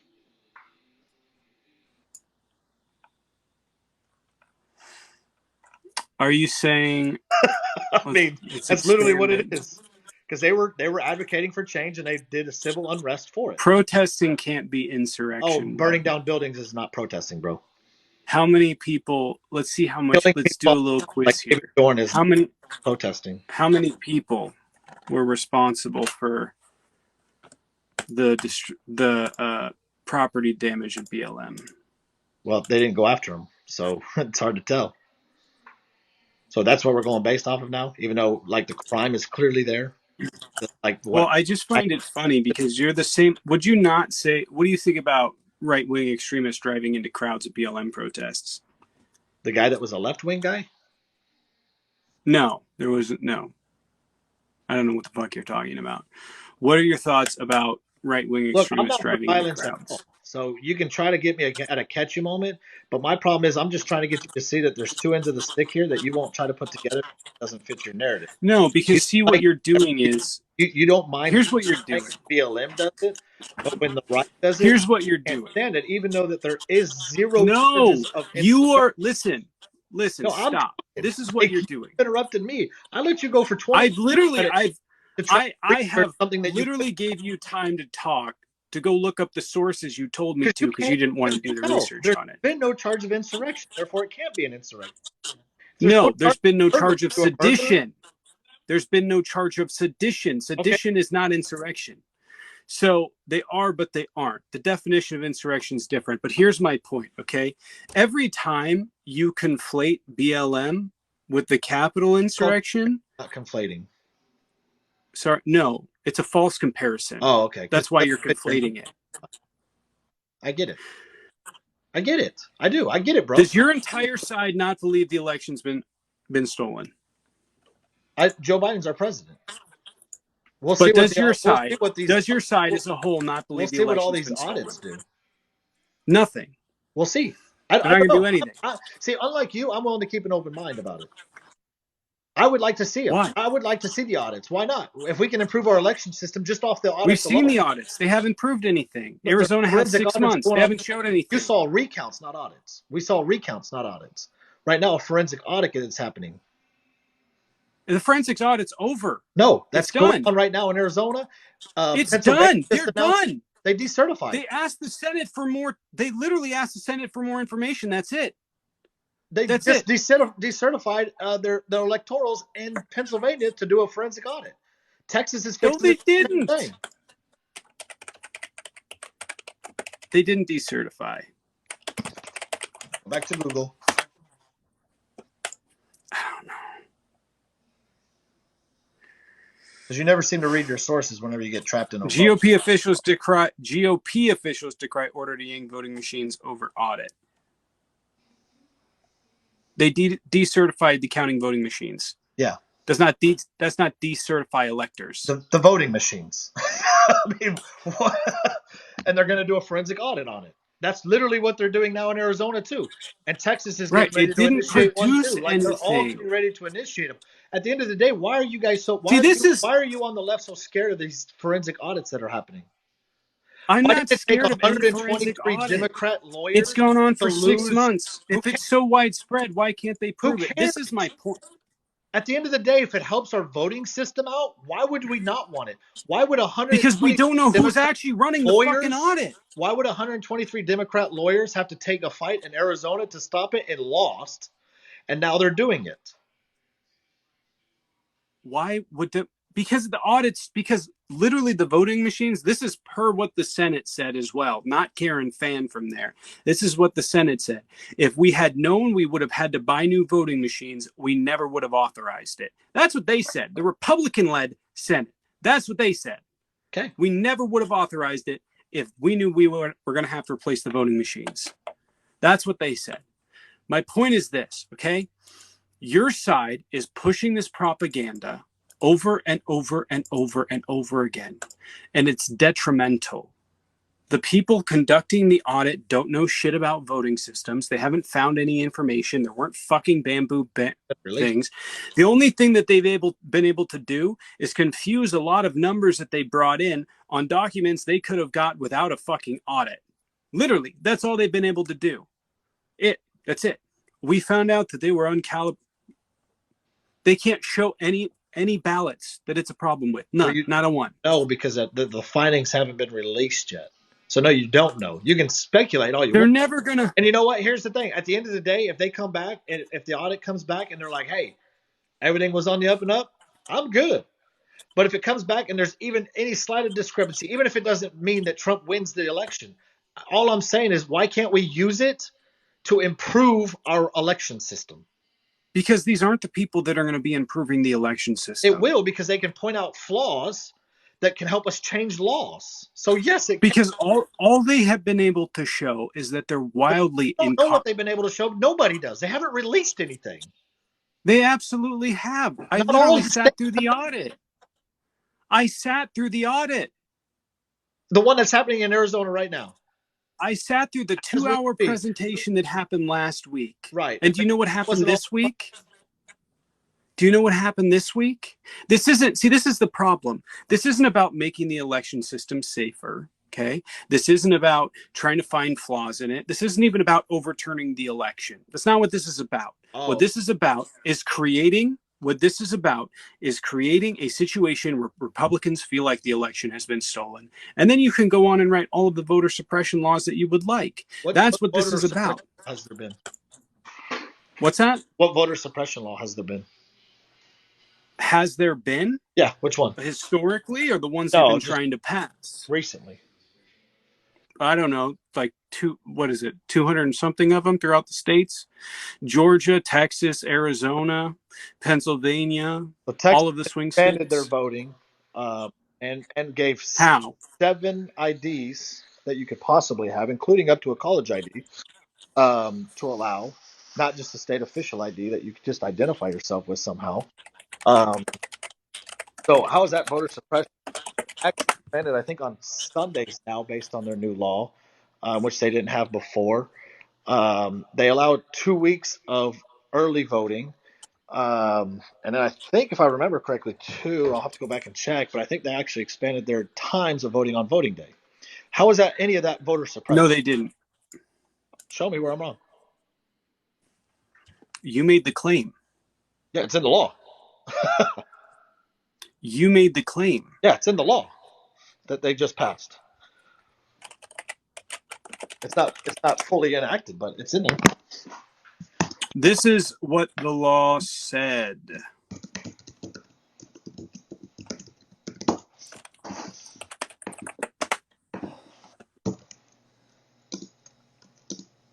Where's the news for this shit? This is from the Texas Tribune. A ban on drive-through voting. Sounds like they're expanding voting, all right. Why do we need drive-through voting? Why would you not need drive-through voting? Why do you want to decrease access to the franchise? How is that decreasing? How would reducing ways in which people could vote increase? How is a drive-through decreasing? How is it decreasing? Just answer the question. It's not. You don't have to answer it with a question. How is it decreasing? It is because they want to. See, this is the problem. Do you have any background That's on the problem. I'm going to answer Simple you. question. I'm trying to find I'm going to answer you. What I'm trying to find is how much knowledge you have about voter suppression. Well, I don't. So what has been happening in Texas? Okay. Okay. What has been happening in Texas? Now, you do know I live over the last year. in the South, right? What? You do know I live in Texas, right? Right. Okay. What has been happening in Texas over the last year? Besides 500 Democrat electoral officials being arrested for voter fraud, I have no fucking idea what you're talking about. Yeah, see, you don't even know. Be interesting to know how you made that up. Our attorney general has arrested and charged 500 Democrats with voting fraud. So that's what I'm talking about. But you wouldn't know that.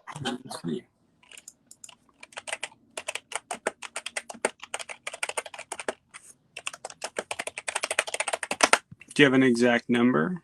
It's 500 something, I think. 500 election fraud cases. It says pending. It doesn't say who actually committed them. Yeah, it's all Democrats. I love how you threw Democrats on there. They are. Keep looking. Keep researching. I don't need to keep researching. You need to prove your point.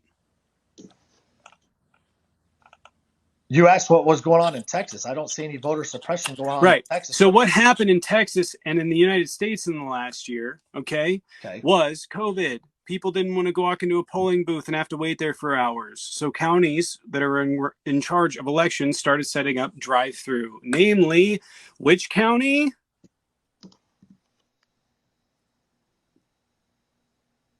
I'm looking up the voting law. Sorry. Anyways, Like you asked me to look it up, so I'm looking it up.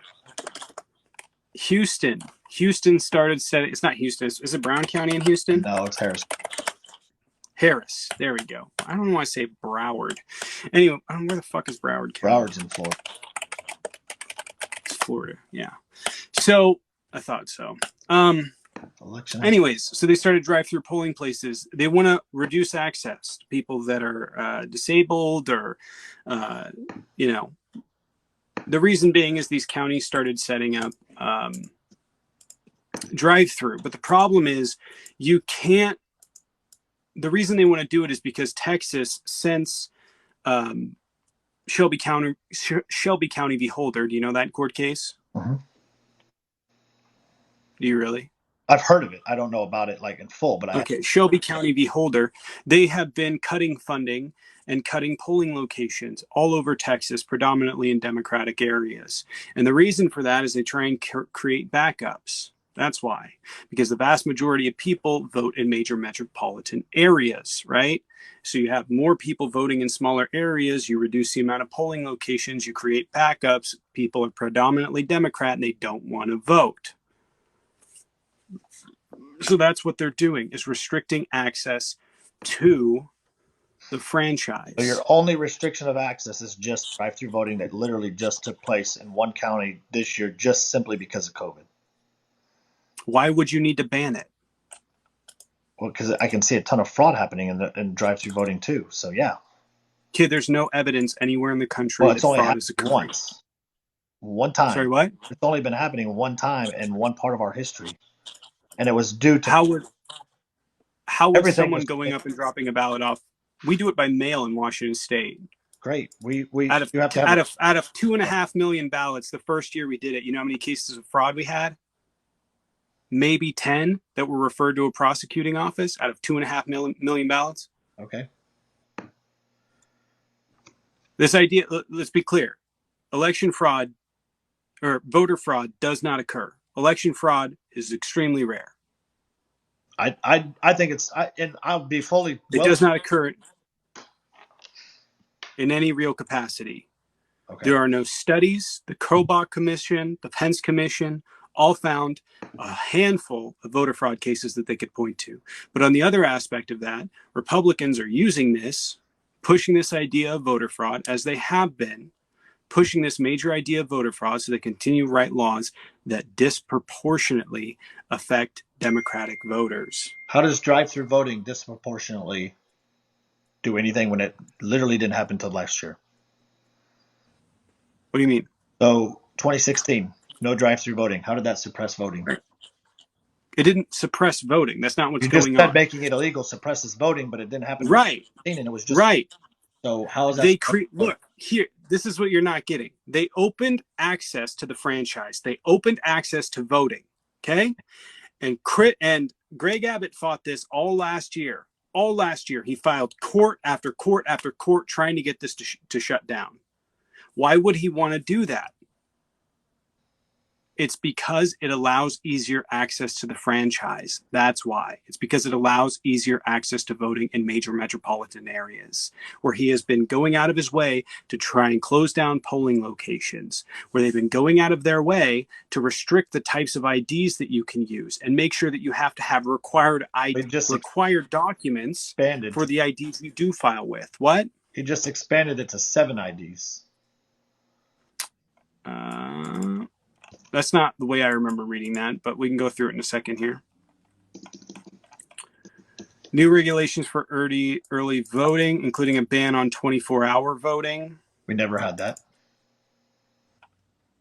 Yeah, that's fine. You're still reducing early hours. A ban on the distribution of mail-in ballot applications. Yep. That's been like that, though.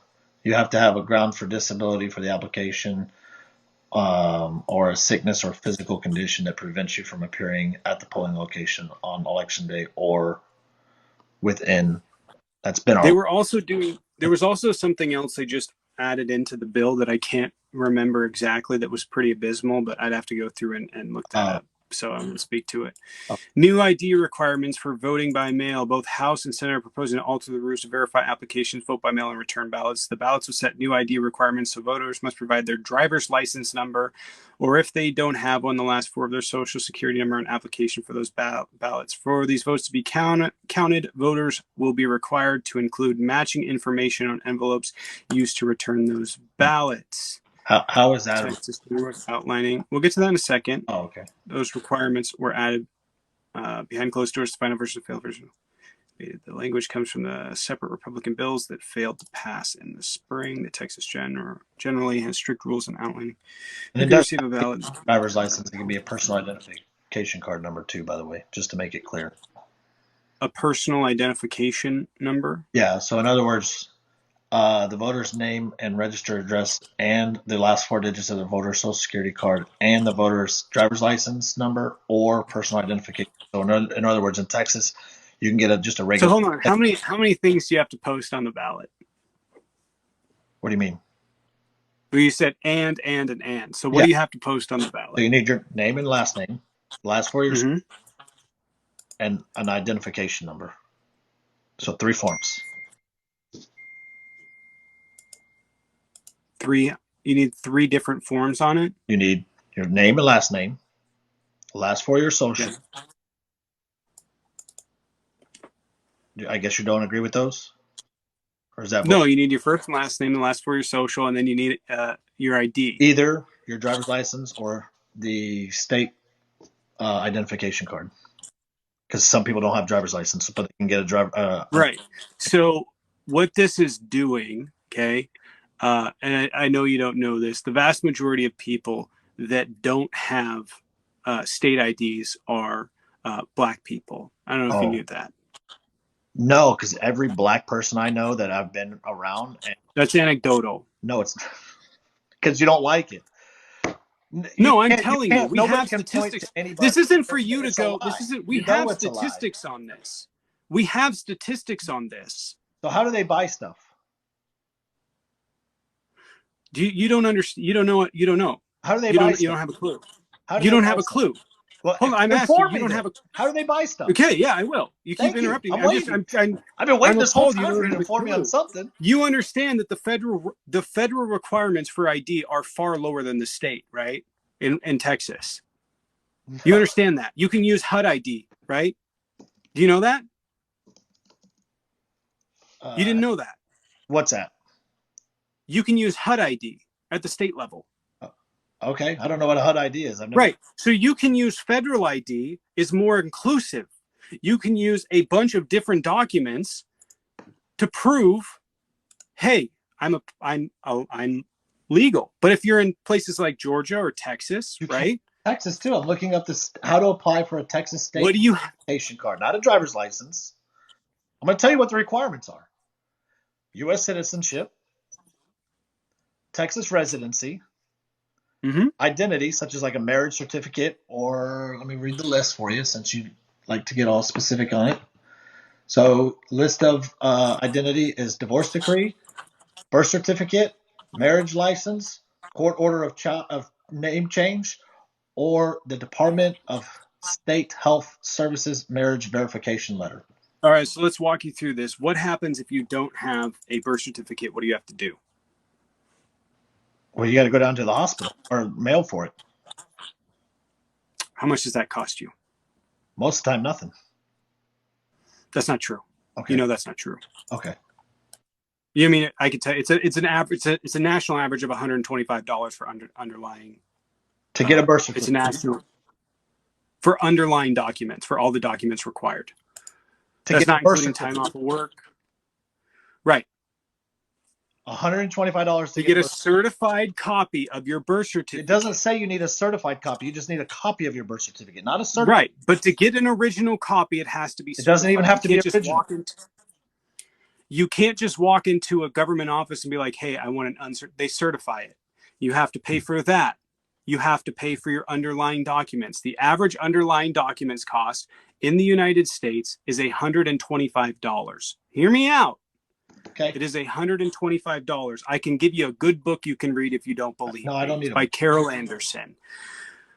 It's $125. Okay. What did you say Then it you was, have a to pay HUD for, ID? right, HUD ID. I'm looking up HUD IDs and there's nothing about a HUD ID. There's In Texas, no, just in general. I just Googled how do I get a HUD ID. Housing and Urban Development, I know what how I know what that is, a but HUD ID. I'm looking for it. There is nothing. It's legal. Jesus Christ. Okay, well, I'm going to continue now. Okay. Are you listening? Yeah, I'm listening. It's I'm $125. just trying to Often find it what can this be fucking more. HUD It ID. can be a lot more. It can be a lot less. Okay. Even in states that are free ID, you still have to go and pay for these. Mailing in, you have to take time off work. You have to drive down there. It can get expensive, right? $25 to We get can agree. a birth certificate here in Texas. It's what? If they were born here in Texas, it's $25. It's Michigan, it's $35. Okay. $44 in 20. We'll say it's 20. California, $25. We will say it costs, for purposes of this and your followers, we will say it costs $25. Okay. It costs $25 to get your birth certificate. All right. You guys know what the poll tax was. The poll tax was $1.50 at the time. Okay. That equates to about $14 right now. In Katzenbach, the US v. Katzenbach, right, which was the Supreme Court that happened directly after the the Voting Rights Bill, the argument was brought up. What right does the state or does the federal government have to tell the state that they can't have a poll tax, right? Or this was brought up, right? Like as an example in Katzenbach, what, like, why, right? And the court said there is incredible evidence that as low as $14 is, it has a highly disproportionate impact on minority communities' ability to vote, and as a result, should not be legal. Okay. And eventually I think it got codified into an amendment, right? But they talked about this, the financial burden, that $14 per the United States Supreme Court was too much money, for people, that it would have a direct impact on their ability to vote. That's what the United States Supreme Court at the time said. And now you have to pay, let's say $25. You have to take time off work. You're not getting paid. You have to drive down there, that you have to pay for that. I like how you suppress black people. I do. What? I'm genuinely liking how you like to suppress black people. You're literally oppressing them. Why don't you shut the fuck up? No, you are oppressing them. You're oppressing them because what the you're telling fuck them are they you can't talking do about? it. You're oppressing people by telling them that they We're not can't going to do it. gaslight and play No, reverse that's not a psychology. gaslight, my guy. Now shut the fuck up. Here's That's what's what happening. you're doing. That's I'm literally what you're telling doing. you. They can't take time off of work. They can't do this. They can't do that. They can't afford this. It's Literally what not. you're doing. It You're has oppressing a whole class of people because you don't like them. Let me ask you a question. Just call it what it is, bro. You're underlying racist. What are you That's talking about? I am telling you that the voting legislation that your state is trying to put into place has disproportionate effects on the black community. That's what I am saying. Because you're saying they can't afford it. That is a fact. Because you're saying they can't afford it. You're saying that they can't take time off of work. You're saying that they can't go get an ID. Yet they managed to have IDs to fly. They have managed to have IDs to go and buy a liquor. They managed to have all these IDs for everything else but voting. That wasn't racist at all, was it? They do. It has a disproportionate effect on poor communities, and predominantly the black community, because they have a higher per capita amount of people under the poverty line, and it has a financial cost. That's what I am saying that you're not seeing. And so your answer is you're trying to suppress black people. You're trying to say, no, let me ask you a question. Okay. Mm-hmm. If we put gun legislation in, anything, would it, let's say, if we put gun registration in, okay, of any kind, you had to register your gun. Let's say you had to have a certain license. We put a bunch of regulations in. Well, we do. Okay, we put a ton of regulations in. Right, it's fully automatic. You gotta. Right. Would it stop people that could legally own a gun from having a gun? Well, no, it doesn't now. No. If we put a bunch of regulations in place to try and fuck with it, right? So that it was much harder for gun owners to get guns. Okay, right? I'm glad you're going down this path. I'm ready for this one. No. We're gonna back up. I know. We're gonna go there. So I'm glad you're going there. Would it make it harder for people that can legally own guns to own guns? So you're saying that... Now, what if I was intentionally making it harder for you to own guns? Okay, so then why don't you apply the same voting law ID to guns, to black people? You're saying that black people should have the right to vote and not have to afford to for IDs, but they can't defend themselves per the Constitution, and they can't exercise their Second Amendment right because they can't afford the same ID. There is people that would make that argument, but that's No, not what we're that's a arguing. valid argument. You know it is. That's why you don't want to argue it. I'm saying there are people that would make that argument, and I'm not disagreeing that that's at least an argument. So then we should get rid of IDs to purchase a gun then, so that black people can legitimately go and buy guns without an ID. No, that's not what I'm saying. So why What is am it I good saying? for If one? you had to have, I actually if I agreed said with my Democrat colleague that fled Texas, that said that one constitutional right should not be above or below other constitutional rights, which therefore would mean if we don't have to require ID to vote, which is a constitutional right, then we shouldn't need it to buy a gun. I agreed with her. So let me ask. I don't know what point you're trying. How did they get a job? The These ones that you're saying that need to take time off of jobs, how did they get a job? Because per the this whole time has been like you per the having a I-9 form, non-nuanced. I'm going to answer it. per the I-9 But here's form, you my have point. to have all these IDs same IDs that you Right, to vote, and you can use all those because they're legal federally. No, you got to get a Texas ID. And there's no such thing as a HUD ID. I just looked it up. Yes, there fucking is. Show me. I can't find nothing about a HUD ID. And I'm white. I know how to use the internet per Joe Biden. So I know how to use it. And I'm not finding anything about a HUD ID.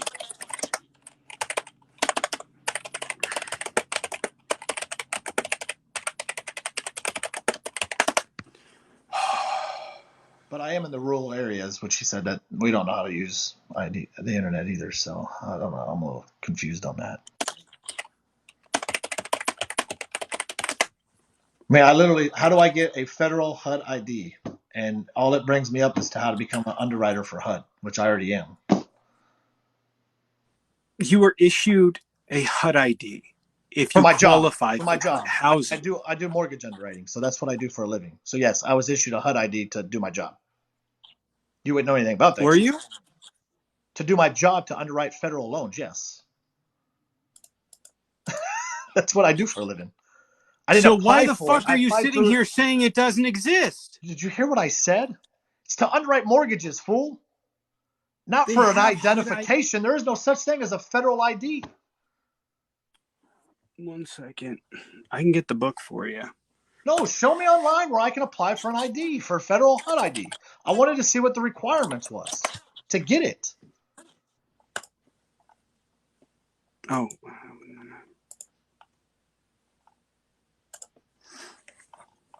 This is the point. No, you just answered my question before we get to any point, because I genuinely want to see what the requirements are. I've never heard of this ID. I tried to look it up. Right. I can't find don't know about where this the ID. fucking book I have. No, I don't want the damn book. I want it online where I can apply for it. What are the requirements to apply for it? It's a simple question. Hold on. Well, it's not the real ID, because the real ID is attached to your driver's license, and it's not a passport, because a passport's much more harder to maintain to get than a driver's license. So it's not either one of those.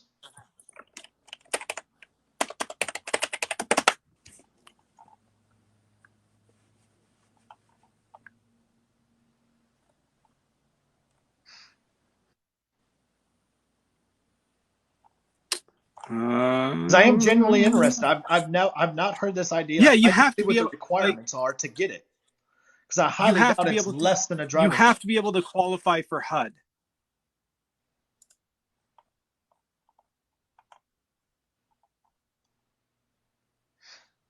Well, I don't think they're just not going to. I'm assuming. No, I'm trying to look it up too. So I'm trying to figure out what the requirement is.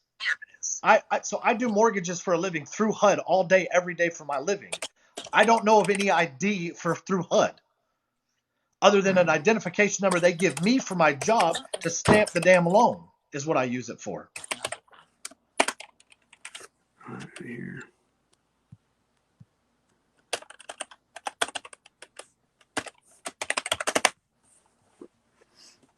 Well, I'm trying to find it out nationwide, not just in Texas. I'm just trying to figure it out nationwide. I've never seen this ID.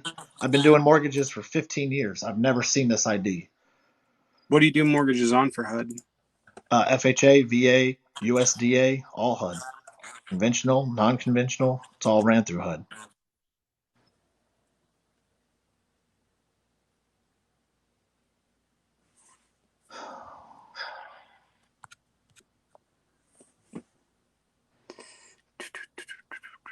Because you said you can use it in Washington to vote, right? Is that what you said? I just If want to it's make sure I'm federally, translating your words. what I'm saying is if it's federally accepted, that's the difference. Whichever it may be, because the federal, this is the premise. Well, elections aren't federal, though.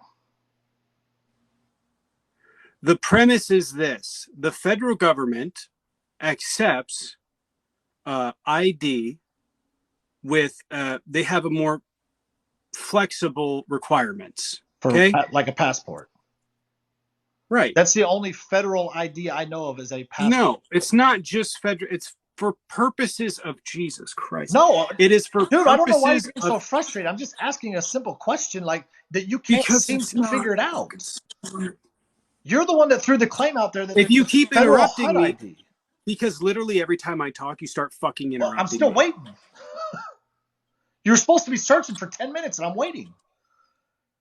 The If you can't find it as underlying a white guy, how's a black guy in the community supposed to do it that can't use the internet per Joe Biden?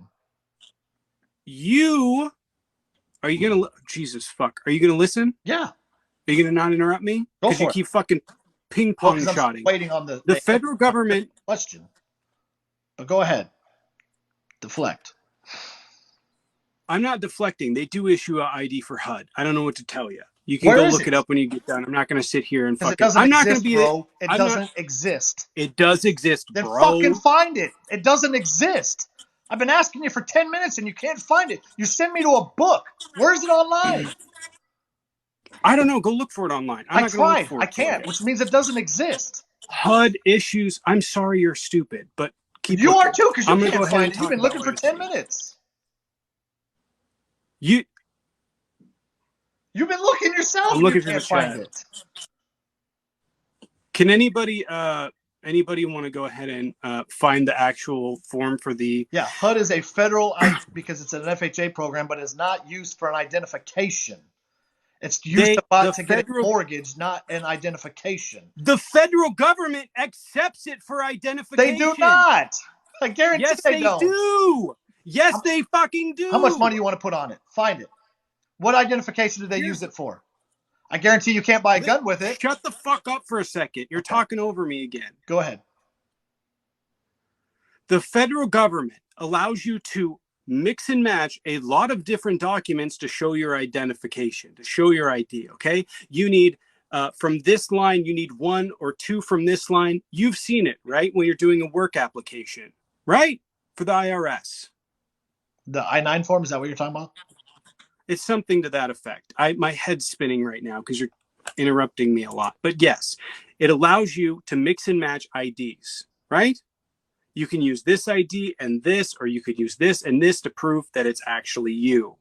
The state governments are saying, no, we want a driver's license. And in order to get that driver's license, you cannot use federal government identification. Okay, can I interrupt? You have to I got the I-9 form pulled up on what all you can use, and HUD is not on there. That's federal. A HUD ID is not on there. You need a passport, a permanent resident card or alien registration card, a foreign passport, an employment authorization card, a non-immigrant alien authorized to work for a specific employer, i.e. a foreign passport, again, is on there, a passport from federal states of Microsonia. And if you don't have any of those, then you can go over to the other list. A driver's license, an ID card, a school ID card, a voter ID card, military ID permanent card. resident card. Huh? Was it permanent resident card? Well, that would be if you came here legally. So no, it wouldn't be that. Primary forms. 1 second. There is no HUD.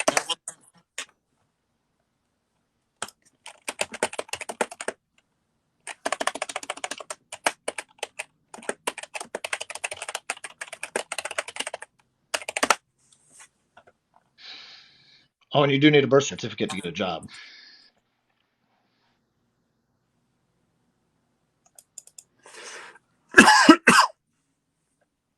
This is for HUD, acceptable forms of documentation. This is what I'm talking about, okay? Okay.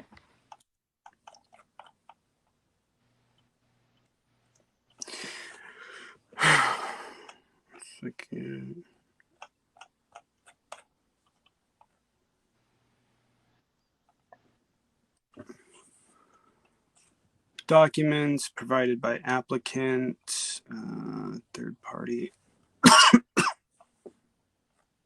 Document, forms of verification. It's in here somewhere. And if you're on HUD.com, I can send you the document. I'm just going to read the header so everybody's not sitting here. But federally recognized tribal issue photo ID. They go through the whole thing in here. Right. So if you don't have a U.S. passport on the I-9 form, and this is a federal form, if you don't have a passport, a permanent resident card or alien registration receipt card, a foreign passport, an employment authorization document, then you have to go over to list B and C. And what do you know? You need a driver's license and a birth certificate. Same thing to vote. It's not. No, it's not. Here, I'll just show you the source. I don't have to read it to you. So if you don't have anything in this section, I can't read any of that shit, dude. That's too small. Here, look. There you go. If you don't have anything in this section here on line A, which you're not wanting to look because you know you're going to be proven wrong, U.S. passport, permanent resident card, foreign passport, employment authorization document, non-forming alien authorization to work here, which is a foreign passport and an I-94 form. If you don't have that on this list, then you go to the OR. Federal ID card issued by federal, here. state, or local government agencies or entities that contains a photograph. But not to get a job. That kind of. This is your I-9 form here that you were just referencing. Two of these, one of these. List B, section 2. Do what now? List B, section 2. Read it. Read it out loud for us. Where are you at? List B, section 2. Read it out loud for us, please. An ID issued by federal. Where's our federal ID system? What? Where's our federal ID? We don't have one.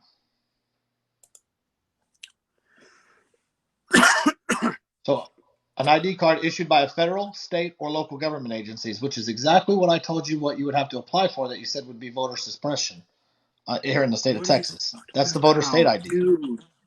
Dude. That's the voter state ID that I was just telling you that you said would be costing too much to get. So it's too much to get for the job, apparently, too, that you said that they need to take time off for. You can use things for federal government registration in a lot of states for voting, and a lot of states for proving your identification. You can use bills, but I literally just proved to you an ID card issued by state, federal, or local government. That's a fucking HUD ID. There is no such thing as a HUD ID, is what I'm trying to tell you. That's why you can't find it. You can't find it. You can use a school ID card. So you think that somehow the federal government doesn't? This isn't acceptable for proof. This is acceptable for everything else that they do. What do you mean? You could work for this. You could with this information, you could work for any federal government agency if you're able to prove it. But for some reason, it doesn't work voting in Texas or Arizona or Mississippi. I don't know what you're talking about. Are you talking about the HUD ID still? I know. I am talking about this requirement. Okay. If you pull up the I-9, right, they show you all of these requirements. Why are you still interrupting me? Because I'm showing it to you. I can't even get a point out. You just keep cutting me off. They give you all of these options to prove that you are in fact a United States citizen. Okay, these states are cutting these off, so people don't have the ability for this. They have to go and get a birth certificate and a driver's license. But to get that driver's license, you have to have these documents in support of. You saying that somehow people don't have ID and that's just wrong or that I'm wrong is an anecdotal thing, because you said I know a lot of black people that have IDs. I can show you the stats. There's a significant amount. The people that don't have IDs the most are black people, right? And minorities. And why is that? Well, it's because they cost a lot of money to get. So they rely on other documents off this federal list that are accepted federally, but these states have reduced. And to give you some perspective, this isn't a new problem, okay? Do you have any idea what happened after Reconstruction in America with voting rights? No. Okay, it's fascinating. Basically, there was a worldwide global depression, and the North abandoned the South. They left, okay? And they left all of the newly freed people to be on their own, right? With all of these racist Southern whites. And what happened was, pretty significantly so, they started targeting the ballot box, because black people, you can go read a number of books on Reconstruction or whatever, you could watch a video, black people were starting to show up to vote. And as a result, they started to get representation. So they started to shut down polling locations. They started literally killing people that would show up to the polling booths. One of the questions that they would ask on people trying to register is, how many bubbles are on a bar of soap? Okay. And as a result, we watched, and this is absolutely true.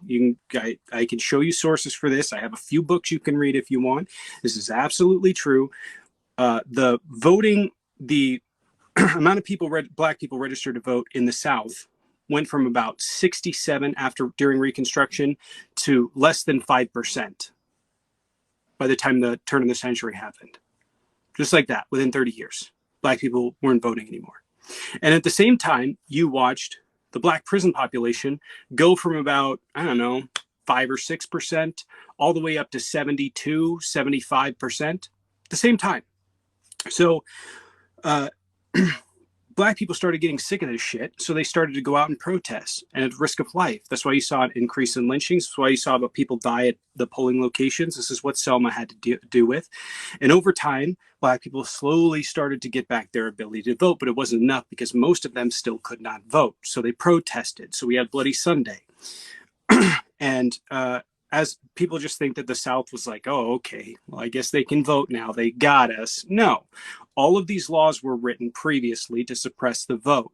Things like the grandfather clause, things like how many bubbles are in a bar of soap, literacy tests, poll taxes. And as a collective, all of these things suppressed black vote. And then we had the civil rights, or the voting rights bill, right? And basically it said, if anywhere that, it's not just Texas, but basically there's criteria that these places would have to meet.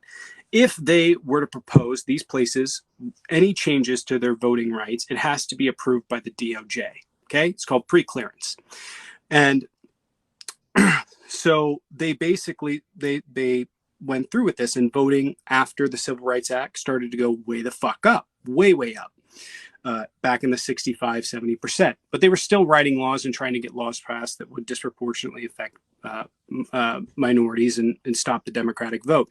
By the, I'm almost finished, so there's that. But then we had Shelby County v. Holder, right? And there were other cases before this with voter purges and stuff like that. And so this isn't like, this is just sort of the moment where the system broke. The Supreme Court ruled against, saying, no, they can write whatever laws they have. Within 72 hours, 3 states started writing bills that required specific types of ID, strict voter ID laws. They were closing down polls. Something like 1,600 polls have closed down in the South in the last 4 years or 6 years. So there's this very real problem where we're watching as voter suppression is causing black voting turnout to go down significantly, and all of these laws are getting put into place. And there's a reason. It's because white Republicans in the South know that this is what they're doing. And that's why they're trying so hard to find evidence of voter fraud, so they can go, look, see, but they can't find any. So it doesn't make any sense. They're fixing a problem that's non-existent. Okay, I'm done. Go on.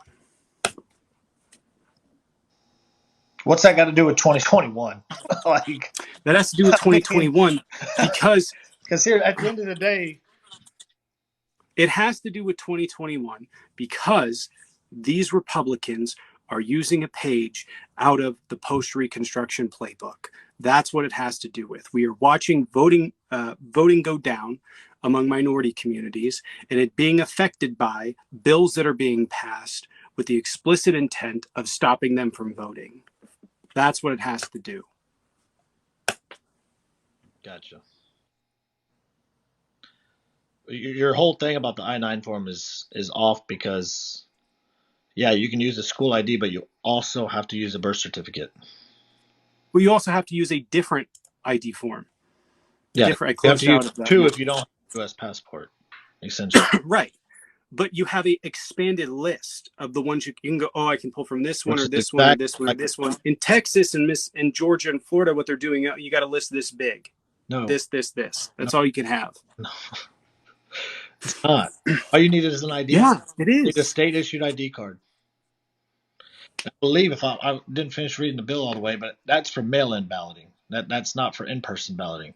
In-person Right. But balloting, I we've closed the think polls down. But we've closed the polls down for you if you're going to go in you person. didn't You're going close. to wait 8 hours. We didn't close polls down. You absolutely did. No, we didn't. How much you want to bet? I'm reading it now. We didn't close any polls. We closed down drive-through that didn't exist prior to 2020. Not in this bill, but you guys have been closing down polls for quite some time. Again, limiting access to the franchise, forcing people to go in and sit in these. Dude, I'm not making this shit up. I'm not either because I know what my laws are here in the state of Texas.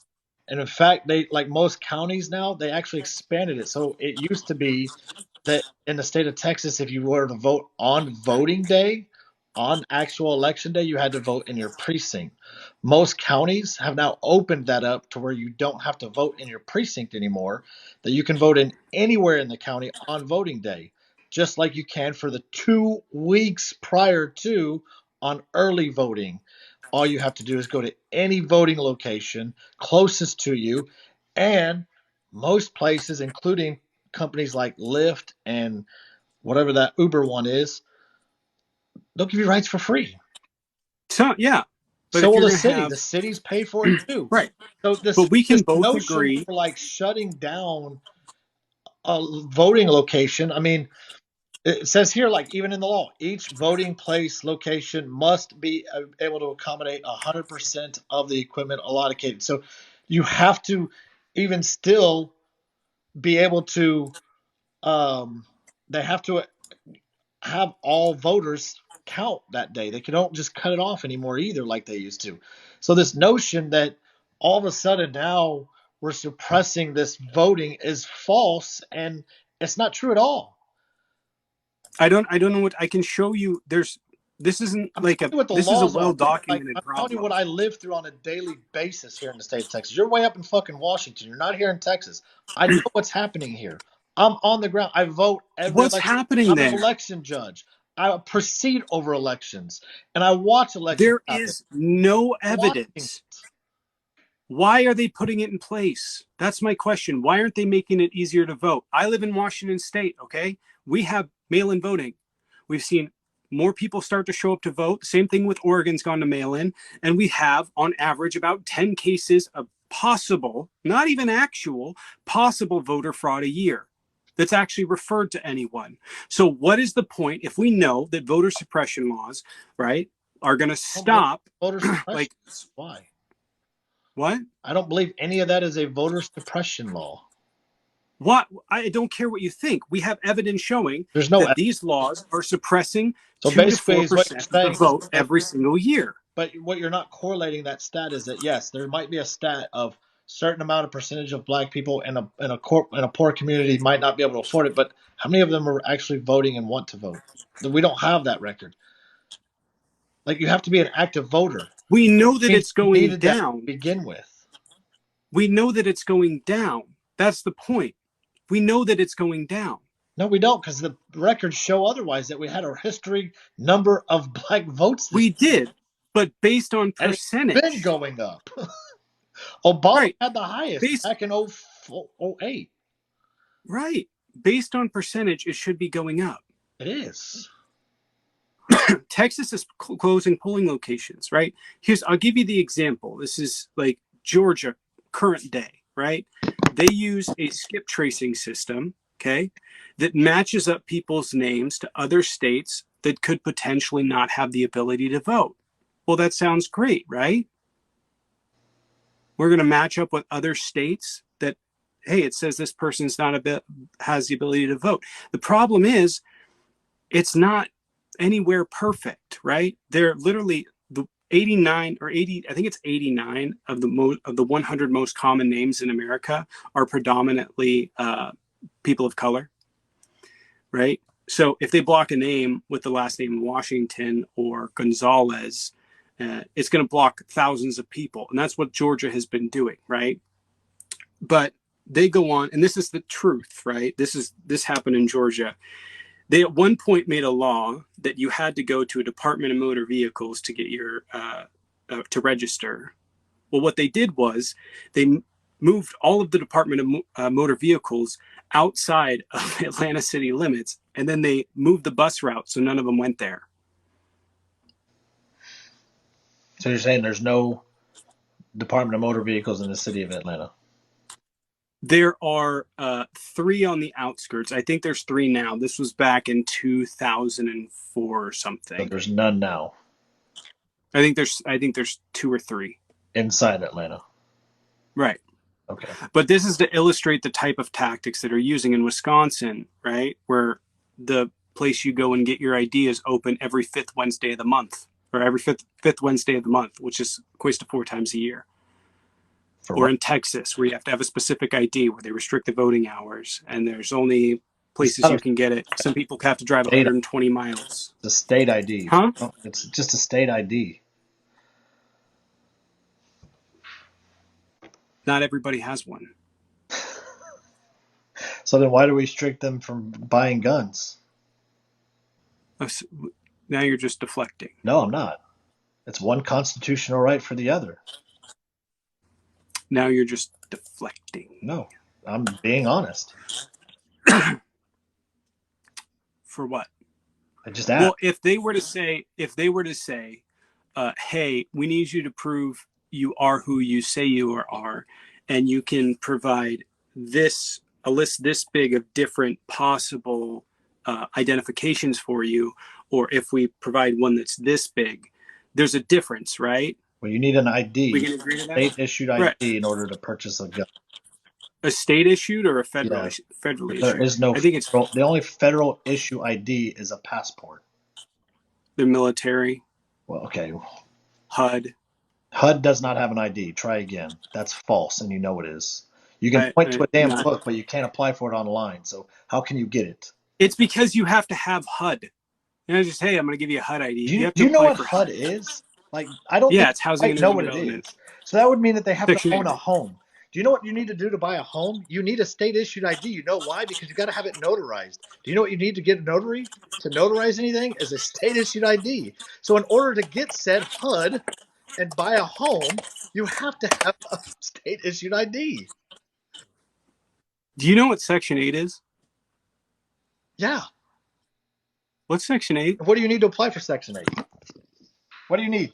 Go ahead. Tell me what you need to apply for. What's Section 8? It's subsidized housing. Tell me what you need. Need. Tell me what you need. Hold on. You don't need an ID to apply for Section 8? Hold on. No. You need an ID to apply for Section 8. Look it up. Hold on. Who is? I just read you. I have it saved on my computer. All of the it's the same exact document setting that I-9 uses. Oh, so you do need an ID. No, you can use like your bills and shit. No, you can't. Not on the I-9. You can use on the I-9. You cannot. I don't. As far as federally and like the IRS may have a slight variability, but for the most part, federal government offers a list this big, and the states are offering a list this big. Section 8 HUD housing, bud.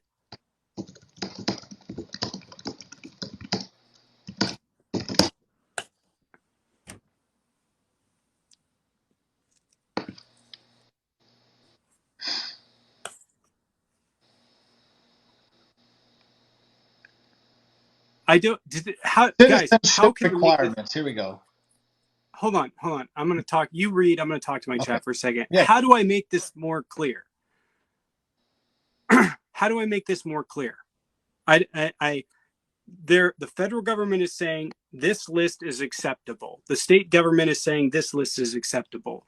This list is leaving out people they could potentially identify themselves under this list. How do I make that more simple?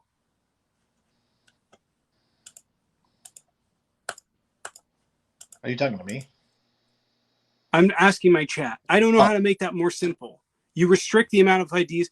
If you went into the gun shop and they said, "Hey, you can only get an ID from that place 120 miles away that's only open every 5th Wednesday of the month. By the way, there's like 200 people in line. You'll be there all day." Is it going to affect your ability to own a gun?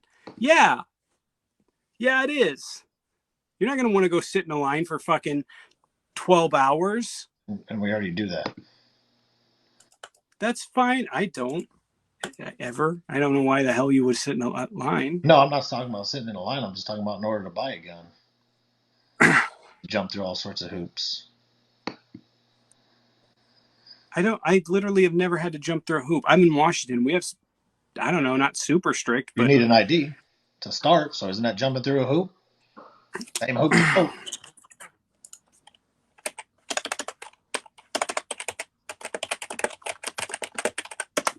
So let's go Texas. I'm trying to look it up.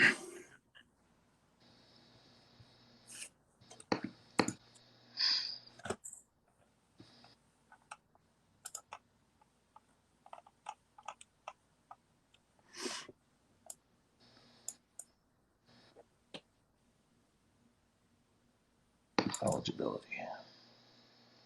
So it does show that you have to show that you have legal status here. The applicant must meet the documentation requirements for citizenship. All right, one of those documentations. hold on, pause. This is from the ATF. A combination of government-issued documents may be used to meet the requirements of identification documents. For example, a passport, which contains a name, date of birth, photograph of the holder, may also be combined with voter vehicle registration card containing the residence, blah, blah, blah, in order to comply with the identification requirements. A passport issued by a foreign government is also accessible as long as it meets all the requirements. So in order to apply for Section 8, you need birth certificates for all family members.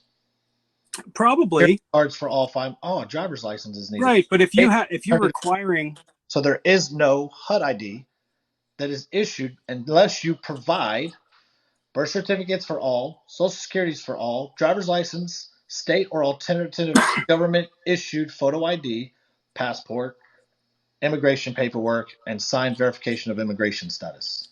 You still need an ID. I would have to go through there. You need the same ID. No. Hold on. Let me finish. You're not letting me finish. You still need the same ID to vote that you do for Section 8. That does not give you a HUD ID on Section 8. It still doesn't give you a HUD ID.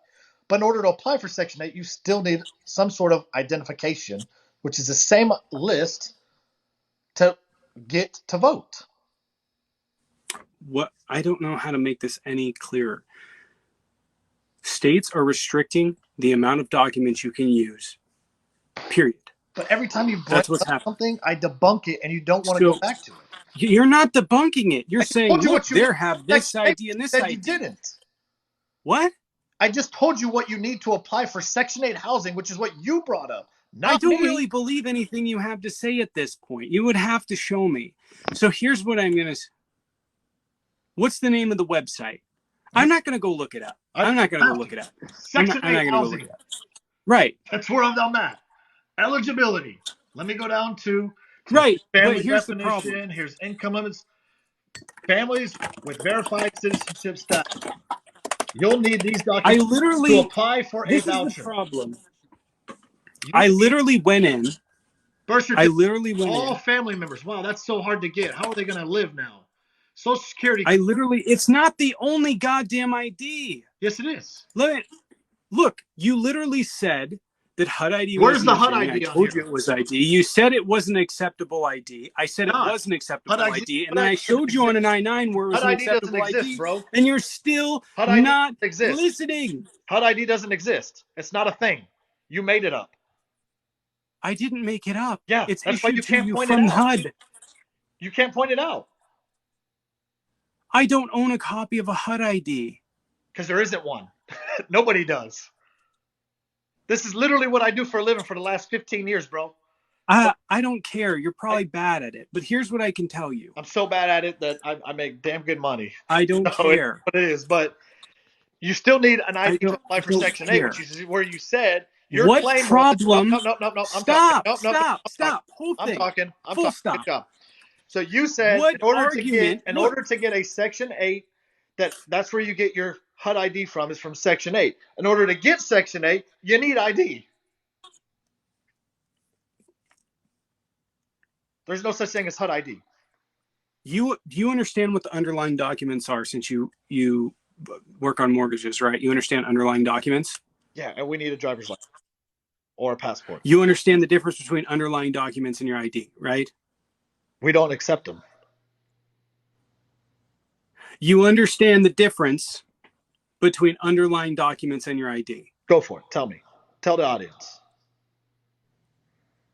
Do you understand? It's not a trick question. Do you understand the difference between underlying documents No, and I your don't. ID? Go ahead and tell us. Underlying documents are the documents that allow you to get your ID. Simple. My head is spinning, so that's as I'm going to simplify it, okay? This can include birth certificate, bills, whatever else information you have. Get an ID, so try again. I just read you the requirement. It's what it. Just an ID, not a driver's license. An ID. Telephone bill wasn't on there. And I highly doubt the same in Washington. I highly doubt you can use federally, Jesus fucking Christ. You can use federally things like public utility bills to get a state ID. Prove your ID. To prove your ID federally. No, you can't. Do you understand the difference between federal and state? The only thing that is a federal ID is a federal passport, right? That's the only issued ID that the federal government issues. You do know that, right? I just told you HUD ID is a thing, and you're not even. It's not. You can't even prove it to me. Federally issued IDs.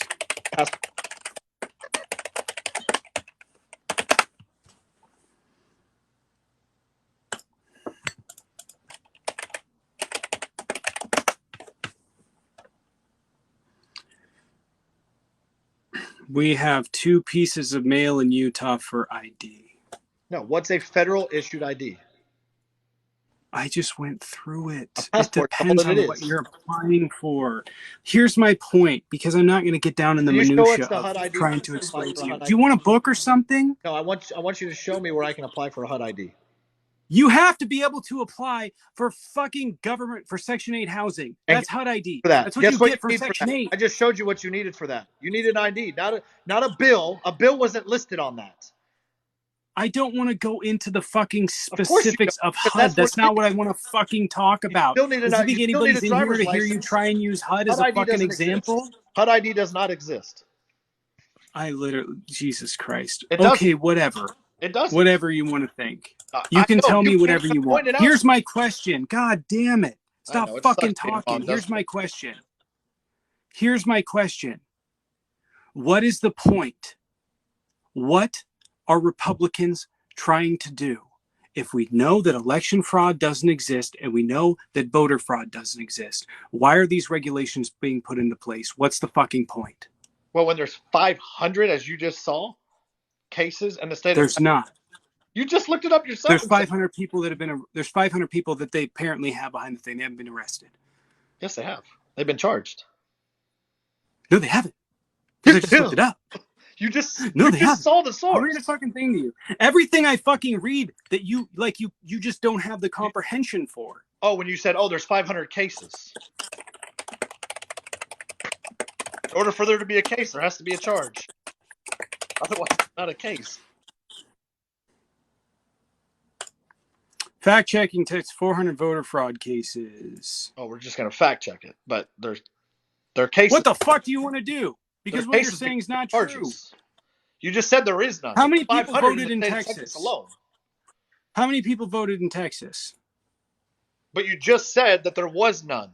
And I just pointed to you that there is 500. I'm not saying that there's not none. I'm saying there's an insignificant amount of them. 500 is insignificant? No, they haven't been charged. That's what they're claiming. That's what they're claiming. It is a charge. The Pence-Kobach Commission, okay? The Pence-Kobach Commission, how many cases of voter fraud did they find? I don't know, but what about the state of They could point to 30. They spent millions of dollars on a commission and could point to 30. So if we can get They that, could say however many people they want. It's an insignificant amount when you're looking at the fact that fucking 5 or 6 million people voted in Texas. No, on each side, 10 million people voted in Texas. We're going to point to Pence where it fits your agenda, but because you're not pointing it. You're just saying these guys are number. saying.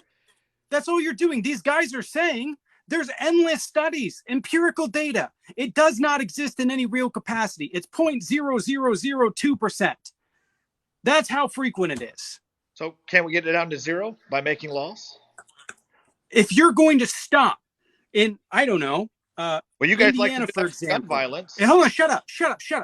If you're going to do this in Indiana, where you're going to suppress 50,000 people from voting every single year because of strict voter ID laws. There's no suppression. If you're going to restrict 50,000 people for strict voter ID laws, okay, every single year, to stop less than 10 cases of voter fraud, well, just tell then me you're not actually advocating for people's rights, are you? You just want to suppress the vote. You know that's what you're doing.